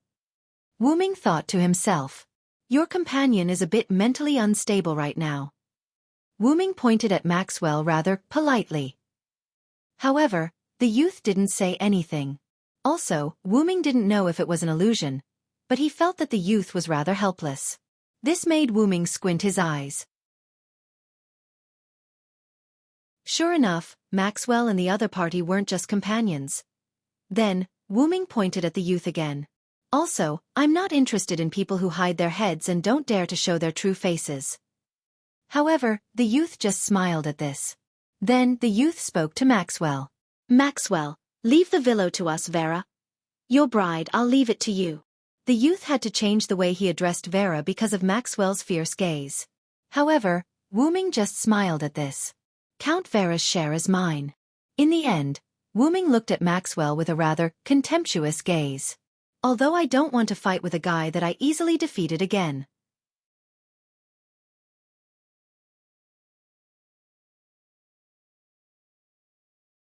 Chapter 825. However, even though he knew that Wu Ming was an extremely powerful dragon species, Maxwell's expression began to distort as if he had gone berserk. Then go to hell! Maxwell roared crazily and placed his hands on both sides of his body as if he was summoning something. In an instant, ice and fire emerged from both sides of Wu Ming, forming a spiral of ice and fire that rushed madly towards Wu Ming. It was unknown whether Maxwell didn't care about Vera's safety at all, or whether he knew that Vera wouldn't be hurt by this move, but Maxwell's move completely included Vera in his attack range. If it was the former, then good. Maxwell was a complete scumbag. If it was the latter, it would be even better. Because if it couldn't hurt Vera, it naturally couldn't hurt Wu Ming. However, Wu Ming wouldn't just stand there and let his opponent attack him. Even if Maxwell's attack couldn't hurt Vera, he couldn't let Maxwell be so arrogant. Maxwell looked at them with a crooked clown smile, but the boy and girl beside Maxwell didn't react at all. If he couldn't even block such an attack, then he wasn't qualified to be their opponent at all. This was indeed the case. Swish, the smoke and explosion were separated by an unknown object, dispersing to both sides, revealing Wu Ming and Vera in the middle. At this moment, Wu Ming was holding a sword that shone like gold and contained a sacred and ancient aura. There was no doubt that it was this sword that had blocked Maxwell's icy flames and slashed them apart. It's a godhead weapon, the young man said calmly. According to the information gathered, the most important thing to pay attention to was that the other party's spirit of incantation had been bestowed with a powerful ability. This ability was extremely powerful, and it had once instantly destroyed Maxwell. He had never heard of the other party using a godhead armament. However, the girl standing beside the boy didn't find it strange. It's not strange for him to have one or two godhead equipment, Your Highness. The girl still remembered clearly how Wu Ming had played her in the palm of his hand. She also remembered how Wu Ming had beaten up Maxwell. She was not surprised that such an expert would have a god deity equipment. You're right. I was careless, Ling, the young man called His Highness smiled. Vera, leave for a while. Wu Ming patted Vera's little head, and then opened the teleportation portal, indicating for Vera to enter. You're not allowed to touch her. With a teleport, the gloomy Maxwell instantly appeared in front of Wu Ming. However, Xing, Wu Ming slashed at Maxwell who was in front of him. What? Maxwell, who couldn't react in time, was instantly split into two. The auras of the girl named Her Highness and the girl named Ling also became serious. Godhead armaments were also divided into grades. They didn't pay much attention to the godhead equipment in Wu Ming's hand that they had never seen before. It was the same for Maxwell, but who would have thought that Maxwell would be cut into two pieces like a hot knife cutting through butter? Maxwell, who was split into two, turned into blue particles and dissipated. However, a few seconds later, a new Maxwell appeared beside Her Highness and Ling. Damn it! Maxwell gritted his teeth, and his face began to twist. One had to know that Maxwell was a 4-digit demon lord. If it was an ordinary godhead equipment, it definitely wouldn't be able to break through Maxwell's defense. That's not an ordinary godhead equipment, Her Highness judged. Although Godhead equipment was a general term, there were also differences in strength. In the understanding of the Xingyue world, they were treasures, and treasures were also divided into grades. For example, the leader of Perseus, Luos, had the scythe, helmet, and boots that were passed down by Perseus. These were all Godhead equipment, just that their grades were relatively low. No, it couldn't be said like that. It should be said that compared to Gungnir, the main god's Godhead equipment, their power wasn't strong. As for high-level Godhead weapons, the Gungnir that was mentioned earlier was one of them, and Silent Cry had a typical example, such as the Black Rabbit's Vajra replica. Although Black Rabbit's Vajra replica was a replica of the genuine Vajra scepter possessed by Sakra and its power couldn't be compared, because it was bestowed by Sakra, the replica's power was also quite strong. And Wu Ming's Blade of Salvation wasn't weaker than Gungnir and Vajra replica. It even had a higher grade weapon that surpassed these Godhead equipment. Why? Because the Blade of Salvation wasn't just a weapon. Its true ability was to store other Godhead equipment. Just when Maxwell, His Highness, and Belle were surprised, Wu Ming looked at Vera again. Vera, listen to me, leave here first, I'll pick you up later. Wu Ming said to Vera gently as if he was talking to a child. Villo, are you okay? Vera rarely spoke. Vera knew how difficult it was to deal with Maxwell. Plus, he had two companions, so Vera was inevitably worried that Wu Ming wouldn't be able to defeat him. However, Wu Ming couldn't help but laugh. Who do you think I am, Vera? They can't hurt me. Vera nodded silently and hurriedly walked in, as if she didn't want to stay in the same place as Maxwell. No! My bride! Maxwell watched Vera walk into the portal with a heart-wrenching expression. If he didn't know, he would have thought that Vera was led astray by Wu Ming. Closing the portal, Wu Ming turned his head to look at Maxwell and the others, and stretched his neck a little. Let me show you the true power of the Blade of Salvation. With that, Wu Ming gently threw the Blade of Salvation behind him. As if it merged into an unknown space, a ripple appeared behind Wu Ming. The moment the ripple appeared, Maxwell felt danger. In an instant, Maxwell had the idea that he must stop Wu Ming. He could indeed resurrect, or rather, ordinary attacks couldn't kill him, but this didn't mean that he didn't feel pain. The pain caused by the attack was still there. The boy named His Highness and the girl named Belle also felt danger, but because Wu Ming's main target was Maxwell, the two weren't as nervous as Maxwell. After all, it was Maxwell who provoked Wu Ming. The two of them didn't do anything. Indeed, Wu Ming didn't intend to attack His Highness and Belle. His main target was Maxwell. But as for whether Wu Ming would be affected by the wide range of damage caused by Maxwell's attack, that wasn't Wu Ming's concern. Buzz! Electric lines emerged from the ripples on Wu Ming's back and formed one square lattice after another. The square lattices were arranged in a rather orderly manner. His Highness couldn't help but widen his eyes at this scene. Manchala Square? At that moment, weapons emerged from every square lattice. There were swords, single-edged sabers, broadswords, spears, stone pestles, spears, halberds, and other weapons. Not only that, but all of them were aimed at Maxwell's position. These weapons carried an ancient, mysterious, and powerful aura. When such an aura appeared on the weapons, it meant that all of them are Godhead armaments? Maxwell suddenly felt a sense of crisis when he saw this scene. However, in the next second, these weapons shot toward Maxwell like bullets from a loaded gun.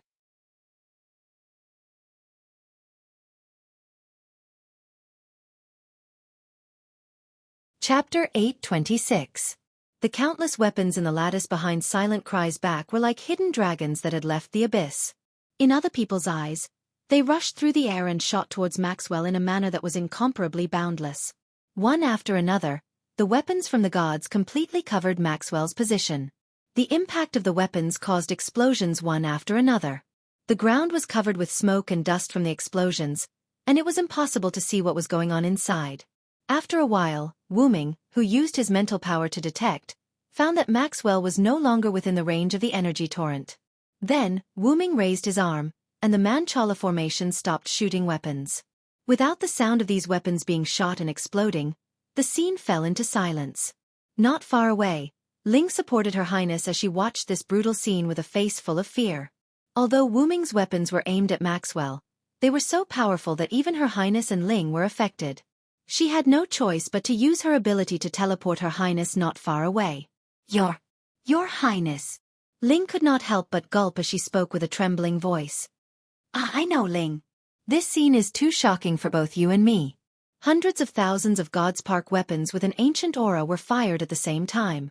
This was naturally very shocking for Ling. Even the gods and God King's God's Park weapons could not compare to Wu Ming's. However, when she thought of his true identity, Ling understood. However, Her Highness was as shocked as Ling. As someone who had guessed Wu Ming's true identity, she was shocked by the Manchala formation that appeared behind Wu Ming. I didn't expect him to have the Manchala formation. Her Highness could not help but frown. Although it was different from the Manchala formation she knew, it was indeed the Manchala formation. After all, Her Highness and the Manchala formation were of the same origin. Then, Her Highness' face hidden under the cloak smiled. As expected, it was right to meet you today, mysterious dragon. However, due to the distance, Wu Ming naturally couldn't hear His Highness' words, and the person Wu Ming was paying attention to was Maxwell. When the smoke dissipated, the exposed ground was riddled with holes. The traces of the explosion were quite obvious. Indeed, just as he had sensed with his spiritual power, Maxwell had disappeared without a trace. He didn't lose his mind because of anger. Wu Ming was not surprised by Maxwell's choice, or rather, it was not surprising to anyone. The Divine Blade of Salvation was a storage box that contained almost all the weapons used by the gods. Whether it was a reward for the last king for defeating the Godslayer or a reward for helping the last king defeat the Godslayer. In short, the last king had been bestowed with various weapons by the gods over the years. According to what Shui Yu said, the Divine Blade of Salvation was a treasure trove that contained almost all of the treasures, and the treasures stored within were all genuine. This meant that not only could the Sword of Salvation project these weapons, it could also be used by Wu Ming. Maxwell had obviously sensed that these Godhead weapons were genuine, which was why he had run away after being killed. What a joke. It was obvious that he couldn't beat the other party, so why would he want to be tortured? It was better to run away first. As for His Highness and Ling, Wu Ming did not attack them, so who would care about them? After Wu Ming finished speaking, he waved his hand, and the Manchala square behind him disappeared one by one. Finally, it turned into a shining long sword that floated behind Wu Ming. It was the Divine Blade of Salvation. Then, Wu Ming looked at His Highness and Ling, who were not far away. I thought the two of you had run away too. I didn't expect you to still be here. With a grab, Wu Ming grabbed the Divine Blade of Salvation and aimed it at His Highness and Ling. It seems that I can catch the key person today. Ling, on the other hand, acted as if she was facing a formidable enemy. She stood in front of His Highness and looked like she would immediately escape with His Highness if the situation was not right. However, His Highness did not panic at all. It was unknown if he was pretending to be calm or if he was really confident. Sir Villo, I'll call you that for now. His Highness spoke. However, His Highness's words left Wu Ming scratching his head. What did this respectful tone mean? Also, what did he mean by for now? Did he know his true identity, or was there another Villo Silenced in the box garden world? But after thinking about it, Wu Ming understood. As expected, you've seen our true form. That's right, the truth was that His Highness had seen his true form. The evidence was what Maxwell said to Wu Ming when he first met Wu Ming. Even if you're only a soul now, you're not something that an existence like me can offend. Until next time, powerful dragon species. Without a doubt, the other party knew his identity. There was a high possibility that the other party had seen his true form. And His Highness, as Maxwell's companion on the surface and a key figure called Your Highness, it was impossible for him not to know. Hearing Wu Ming's words, His Highness could not help but clap his hands. As expected of you. But, I've never seen your true form, I've only felt your presence. As if recalling a memory, His Highness raised a hand. Just the presence alone is unforgettable. How powerful is that? Powerful enough to free me from the control of others, enough to stop me from being a pawn. Your Highness. Ling looked at His Highness in confusion. Logically speaking, this should be their secret. Why did he reveal it so easily? Pressing on Ling's shoulder to signal Ling to calm down, His Highness then extended a hand to Wu Ming. Do you want to work with us? The scene fell into silence once again. Ling was stunned by His Highness' invitation to Wu Ming. His Highness maintained his extended hand, waiting for Wu Ming's answer. Wu Ming, on the other hand, didn't know what to say. He even smiled. "Why do you think I'll agree?" Wu Ming shook his head helplessly. "Because there is no conflict between us. Last time, when Ling and Gulao attacked you, it was because they thought you were a member of Perseus. As for that guy Maxwell, you can see that he isn't actually on the same side as us. He was actually sent by the higher-ups to monitor me." His Highness was very sincere, and simply said some of the things that could be considered secrets. There's no conflict, and we have the same benefits. Under such circumstances, isn't working together the best choice? Indeed, not to mention that there was no conflict, even if there was, so what? There was a saying that there were no eternal friends, only eternal benefits. But some things were just so coincidental. Compared to benefits, Wu Ming preferred friends. Unfortunately, I choose to decline.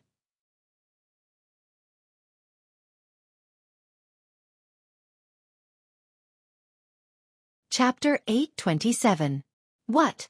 Don't you want to find your original body? Withdrawing his outstretched hand, His Highness walked toward Wu Ming step by step.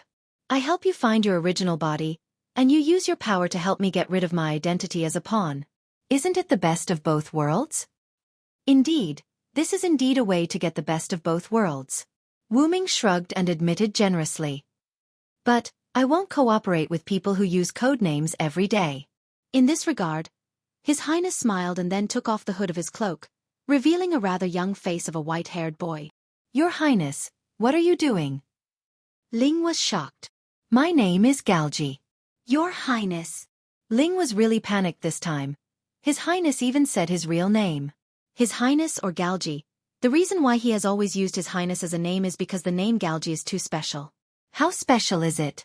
At least, Wu Ming knew the origin of the other party as soon as he heard it. The 10th incarnation of the Hindu god Vishnu? Vishnu, one of the three main gods of Hinduism, the god of protection, is said to have more than 10 incarnations to save the world, but the most famous and recognized one is the 10 incarnations of Vishnu. And Galji is the 10th incarnation of Vishnu, the boy who appeared in the end of the world to save the world and rebuild the perfect era. Wu Ming never thought that Vishnu would be among the people who attacked the entire box. With such a special identity, it is difficult to guarantee that there is a Hindu mythological force behind Galji. But in this way, Wu Ming realized a problem. Did his original body also fall into the hands of the other party? If that is the case, it will be troublesome. How about it? I have enough sincerity, don't you want to think about it? Galji once again proposed to Wu Ming. Indeed, just the exposure of the name Galji made Wu Ming think a lot, which is already very sincere. It's hard to imagine that as the 10th incarnation of the god of protection Vishnu, you could actually attack Hakata. Wu Ming sighed. The north, south, east, west, and north districts were attacked by absolute evil's doppelganger. The south district's ruler, Avalon, was attacked as well as Pest's attack on the fire dragon's birth ceremony. Galji and the others were probably behind all of this. This included the fact that Salamandra's headquarters had been attacked. However, if you are a chess piece, it makes sense. Wu Ming looked at the capital of brilliant flames. At this moment, the city of raging flames was still being attacked by the giants. As the reinforcements had yet to arrive, Salamandra seemed to be unable to hold on any longer. If Wu Ming continued to chat with Galji, perhaps the entire Salamandra would follow in the footsteps of Avalon. Wu Ming stretched out a hand and began to chant. "My contract, my kin. I am the place where the tributaries converge. Make a pact with me. Heed my call, obey my command." Appear. Wu Ming's sudden chant startled Ling. After using his ability to hastily teleport to Galji, who had taken a few steps forward, Ling was ready to teleport Galji away immediately. However, Galji once again pressed on Ling's shoulder, indicating that Ling did not need to panic. "Don't worry, Ling. He won't suddenly attack me." Although this was the first time he and Wu Ming met, through the information collected in the past, Galji understood that Wu Ming was not the kind of person who would sneak up on a face-to-face conversation. Wu Ming was a powerhouse, and powerhouses did not need to do so. The truth was indeed as Galji said. Wu Ming would indeed not suddenly attack. The reason why Wu Ming chanted the chant was actually to deal with the enemies in the capital of brilliant flames. After Wu Ming finished chanting, a light appeared from Wu Ming's body. The light condensed and gradually solidified, finally forming a human figure. The light gradually dissipated, revealing a person who looked exactly like Wu Ming. This startled Ling, and His Royal Highness's eyes also became serious. Because not only did the other party look exactly the same as Wu Ming, but even the aura was exactly the same as Wu Ming's. It was very likely that the other party's strength was exactly the same as Wu Ming's. Indeed, the main function of the clone was to conclude contracts and summon kin, but the most important thing was that it could duplicate the original body. If multiple clones were duplicated, then each clone would have a fraction of the original body's strength. But if only one clone was duplicated, then the clone would have 100% of the original body's strength, which was equivalent to doubling. Of course, that was only duplicating one's own strength. For a unique weapon like the Blade of Salvation, the clone could not duplicate it. Wu Ming threw the Divine Blade of Salvation to his doppelganger. The doppelganger caught the Divine Blade of Salvation. After nodding his head, the doppelganger bent his legs and jumped up, flying towards the direction of Glorious Flame City. Then, Wu Ming looked at Galji again. Speaking of which, we are somewhat similar. I also have a clone and there are 12 of them. The ability just now was the effect of my 8th clone. You also have a clone. Galji was stunned. Having the same clone as Vishnu and the Manchala phalanx, Galji began to suspect whether Wu Ming was a dragon god in India. Although he was the 10th clone of Vishnu, he was only born less than 3 years ago, and the knowledge in his mind was only general knowledge that was instilled. It could be said that apart from having the title of Vishnu's 10th clone, he was completely unrelated to Vishnu, a newborn less than 3 years old. However, while Galji was guessing, Wu Ming explained. That's the authority I obtained by killing gods in other worlds. The Blade of Salvation is the same. Is that so? However, Galji's expression was somewhat unpleasant.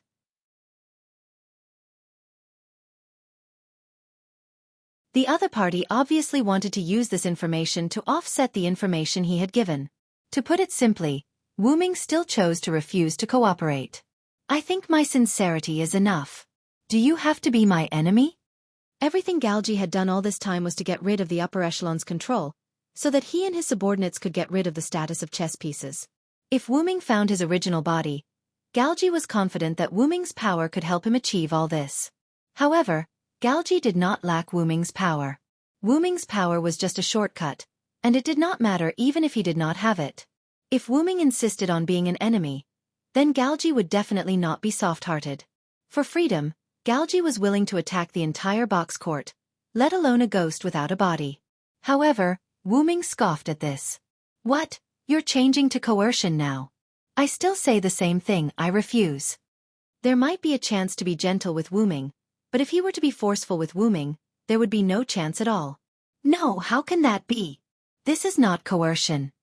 His Highness, who had a bad expression, suddenly smiled. If I remember correctly, no name should only be the box court knight now.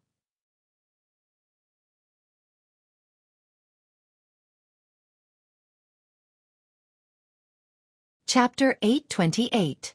The Paladin Galji was referring to Letitia. What do you mean? Wu Ming raised his eyebrows. If you insist on being my enemy, then I have no choice but to strike first. Galji shrugged helplessly. Actually, other than the Western District, which is a feint, the Eastern, Southern, and Northern districts are all our targets. Galji's words shocked Wu Ming. Could it be that the Eastern District was also attacked by you? Galji revealed a natural smile. Not long after Silent Wonder left the East District, his companions went to attack the East District. Or rather, they attacked No Name. And this was what Galji believed to be coercion. Boom! The sound of the ground breaking resounded. Wu Ming rushed towards Galji and unleashed a heavy punch. Boom! Galji's crossed arms blocked Wu Ming's fist, producing a muffled sound that shook the atmosphere. Your Highness! Belle was shocked. Just as she was about to use grace to go to His Highness' side, Wu Ming suddenly looked at her. Swish! Visible magical powers emanated from Wu Ming's body, instantly enveloping Ling and Galji. Galji himself wasn't affected by the suppressive version of magic, so he was immune to it, but Ling wasn't. Just like when Pest was summoned, Ling's face was pale and his body was stiff. At this moment, his mind was blank and he couldn't even use his grace. He even sat on the ground. Ring. Galji couldn't help but worry. Do you still have the time to worry about others? Wu-Ming increased his strength again, and Galji's legs began to bend. As expected of a dragon. Not only is his strength vaguely superior to Elder Ge's in his soul state, but even the pressure of his mana is so terrifying. Galji frowned slightly. He had to admit that he had underestimated the spirit in front of him. Wu-Ming maintained his posture of punching Galji's arms. He stuck his head out slightly and looked at Galji. I came prepared this time when I returned to the paladin. Although Wu-Ming was now a servant, which was also a spirit, the summoning spell that Letitia used when they returned to the paladin was modified by Wu-Ming. As a result, all of Wu-Ming's attributes were close to his original body. Wu-Ming's original body had been in the origin for so long that he had been strengthened to a certain extent. It could be said that it was a piece of cake for him to receive a holy sword head-on without any damage. Even Gilgamesh's, which was the most powerful treasure artifact, could only scratch the scales of his original body. But even so, Wu-Ming's origin dragon hadn't reached adulthood yet, and was only between infancy and adulthood. It was hard to imagine what kind of a being to be an adult dragon origin. If Wu-Ming's original body continued to be baptized in the origin, it would not take long before Wu-Ming's original body would enter adulthood. However, Wu-Ming did not have the time to wait any longer because Gidea's anthropoid burn threatened Godatsu's world.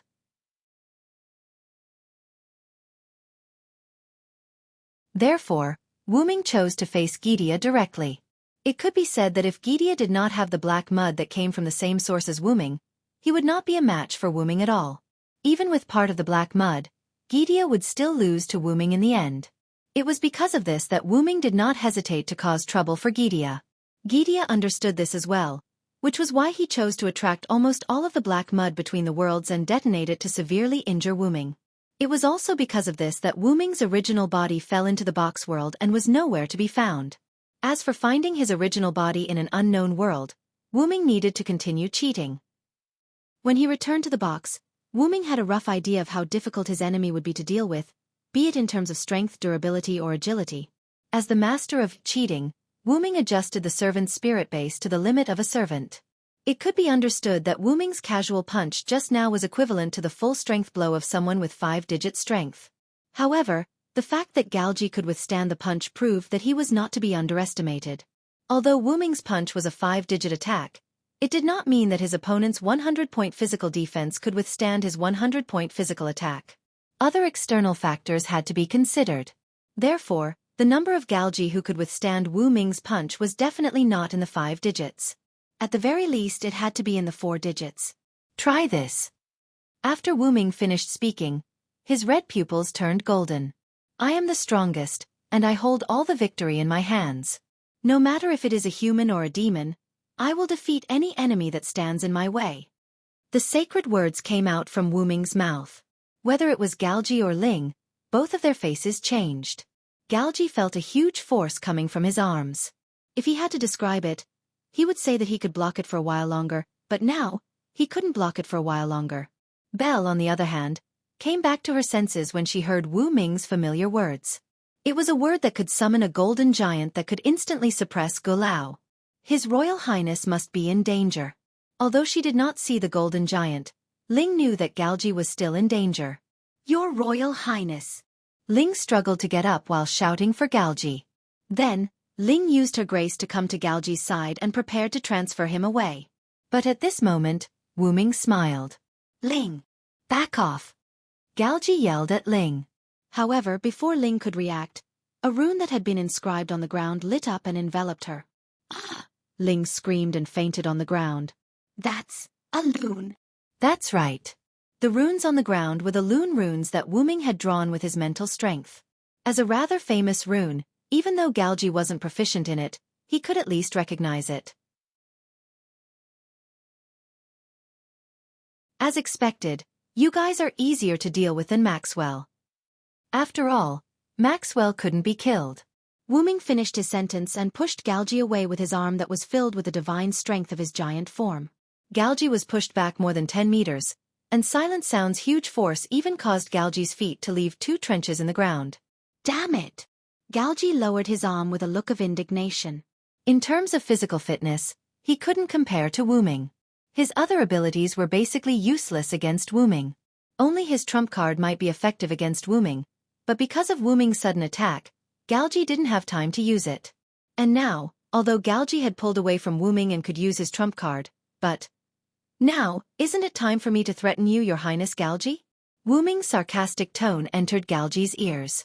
A golden giant appeared behind Wuming, and in the giant's hand was the unconscious Ling. Let me tell you another piece of information. Don't get close to me easily. You'll be at a disadvantage. Of course, that's if you have the chance in the future. Galji dared to threaten Wuming with no name as companions, and Wuming dared to fight to the death with Galji. Literally, you die, I live.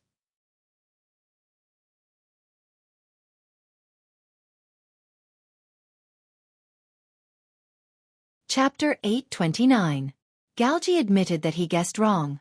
It wasn't that he guessed wrong that Wuming wouldn't attack him, but that he guessed wrong about Wuming's strength. When he threatened Wuming with no name, Galji was prepared to fight with Wuming. Reality proved that what he heard was false, and what he saw was true. Perhaps it was because everything had been smooth sailing all this time, which made Galji a little careless. The strength that Wuming displayed was completely beyond his imagination. This time, Galji was defeated. Sir Villo, how about we each take a step back? I'll let my subordinates retreat from no name, and not touch anyone or anything in no name, and you sound the bell and let us leave. After all, everyone had the other party's weakness in their hands, and they couldn't fight to the death. Taking a step back was the best solution at the moment.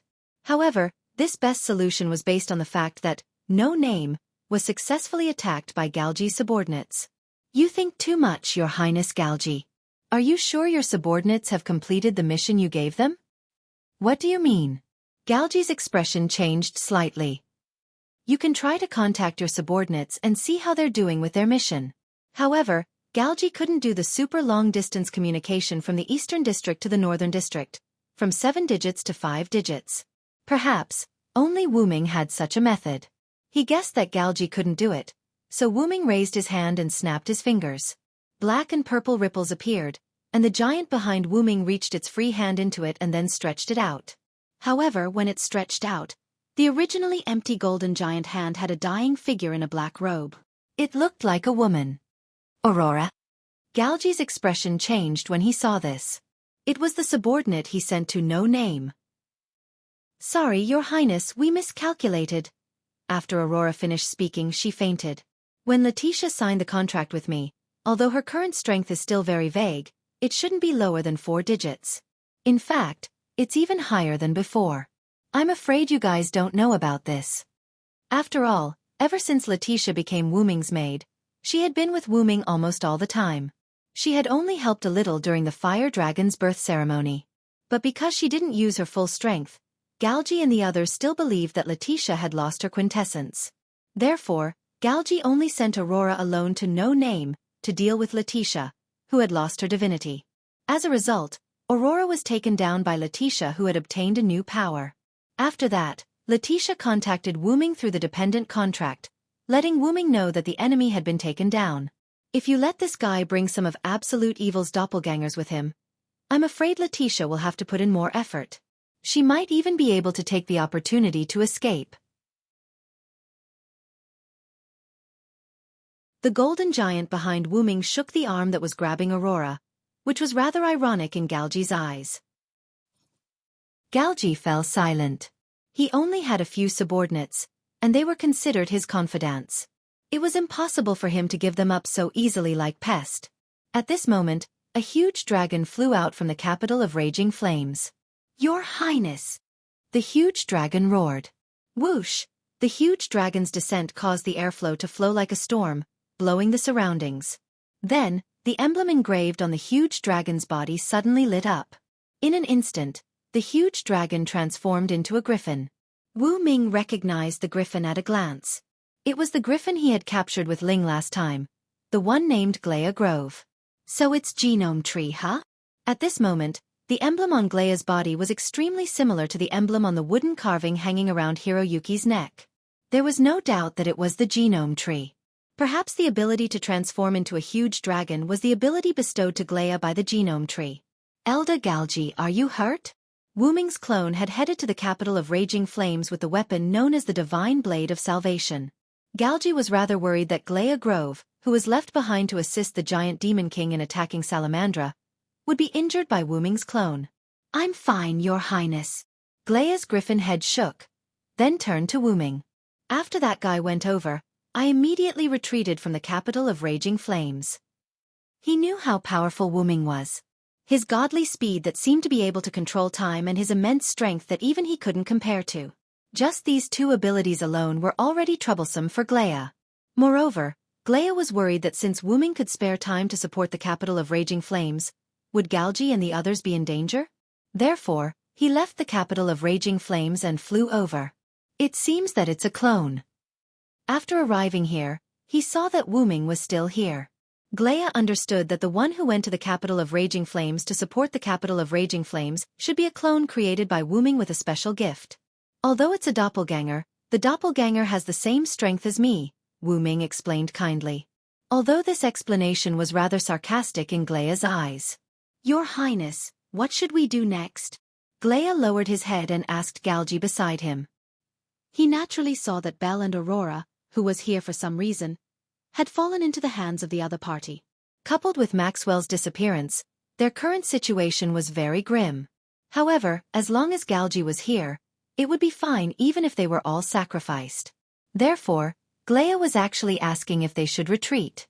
Indeed, just as Glea thought, as long as Galji was still here, there was still hope because they had all gathered here for Galji. If Belle and Aurora were still awake, they would probably ask Glea to leave with Galji immediately. However, it was impossible for Galji to leave just like that. If he left just like that, he wouldn't be him anymore. Moreover, it was still uncertain whether the other party would let him go or not. According to the intelligence, Wu Ming had the ability to increase his speed to the point that it was as if he had paused time. Glea alone couldn't take Galji away. It would be fine if Maxwell was still here, but it was obvious that he couldn't rely on that guy now. "How about, I use that to give it a shot?" Galji's eyes flickered. Just as Galji was in a dilemma, Wu Ming made a suggestion.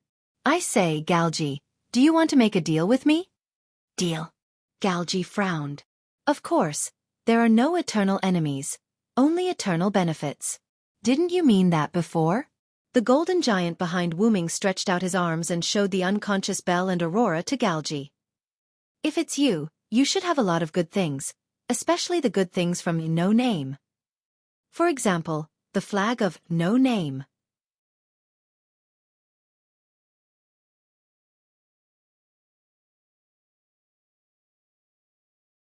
Chapter 830.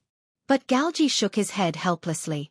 "Unfortunately, I was born less than 3 years ago, so I can't take out most of the things from No Name."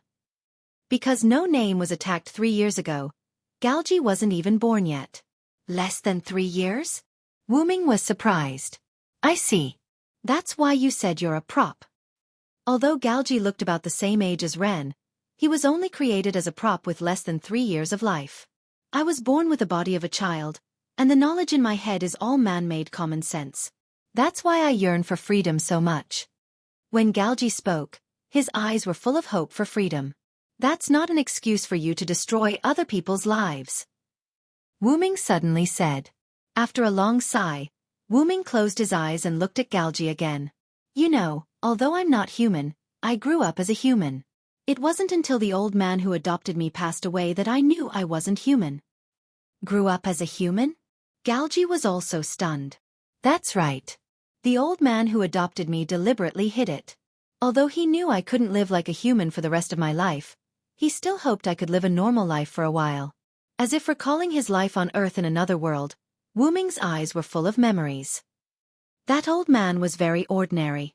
He even believed in science before he found me. As if recalling the director who adopted him, Wu Ming showed a warm smile. "You know, Galji, we're very similar. We're all people who like to do whatever we want for important things." Galji didn't say anything and just listened quietly. "Although I'm not human, the old man taught me how to be a human."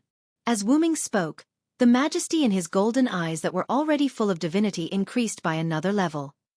"You worked hard to resist the fate that others imposed on you for freedom. That's not wrong, but you shouldn't impose the same tragic fate on others, because if you do, you'll become someone you hate. In the end, he concluded solemnly.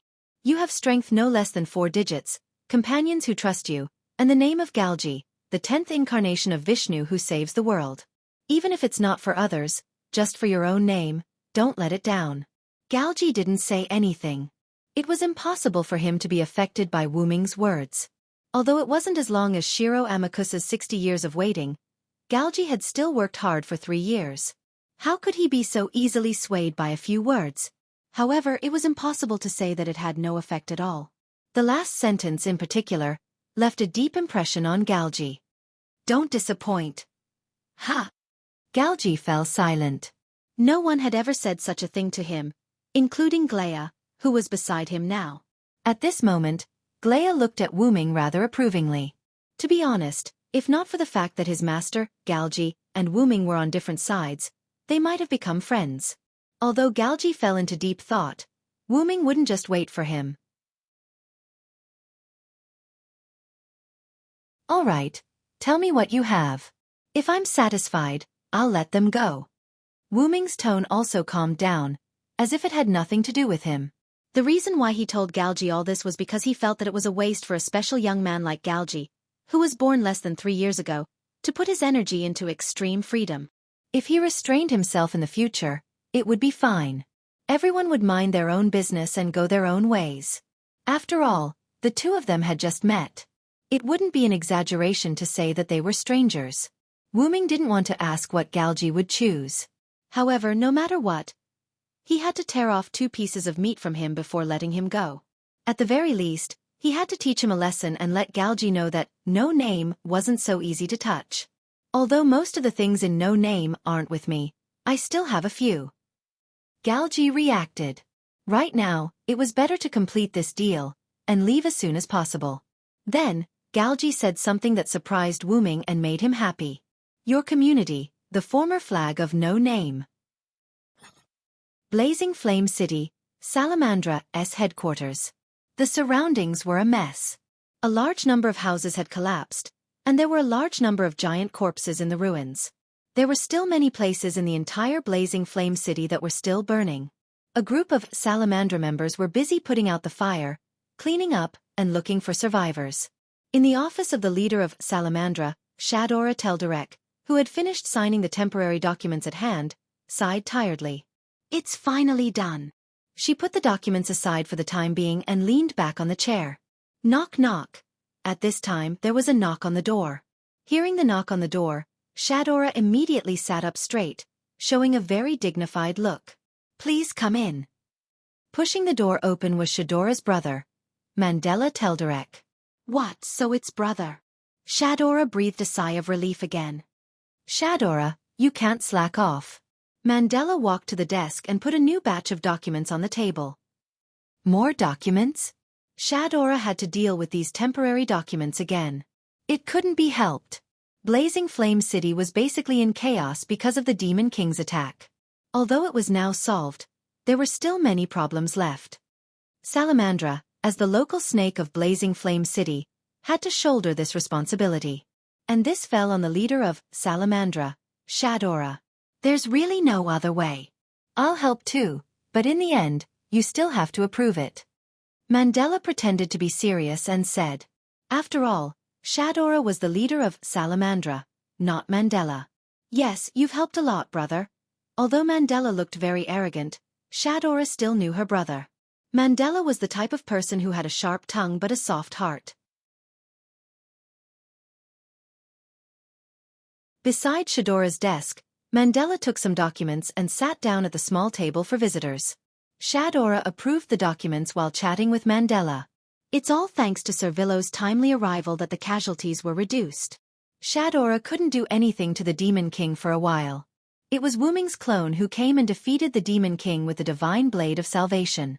As soon as the Demon King was defeated, the other giants also panicked and were all killed by Salamandra. Aha! Mandela didn't have much of a good impression of Wu Ming, so he just softly agreed. However, he had to admit that this time it was really thanks to Wu Ming's powerful support. All right, according to the information from the guards, A golden half-body energy giant appeared near the west gate of Blazing Flame City, but it has disappeared now. Sigh, is it a new enemy? Shadora was shocked. I don't know the details, but he has already rushed over. Mandela shook his head. This, he naturally referred to Wuming. It's already solved. Suddenly, a voice came from outside the window. You're tuning in to the Xiaofan's Wuxia Tales YouTube channel. Don't forget to subscribe and join us on this journey to catch the most captivating stories.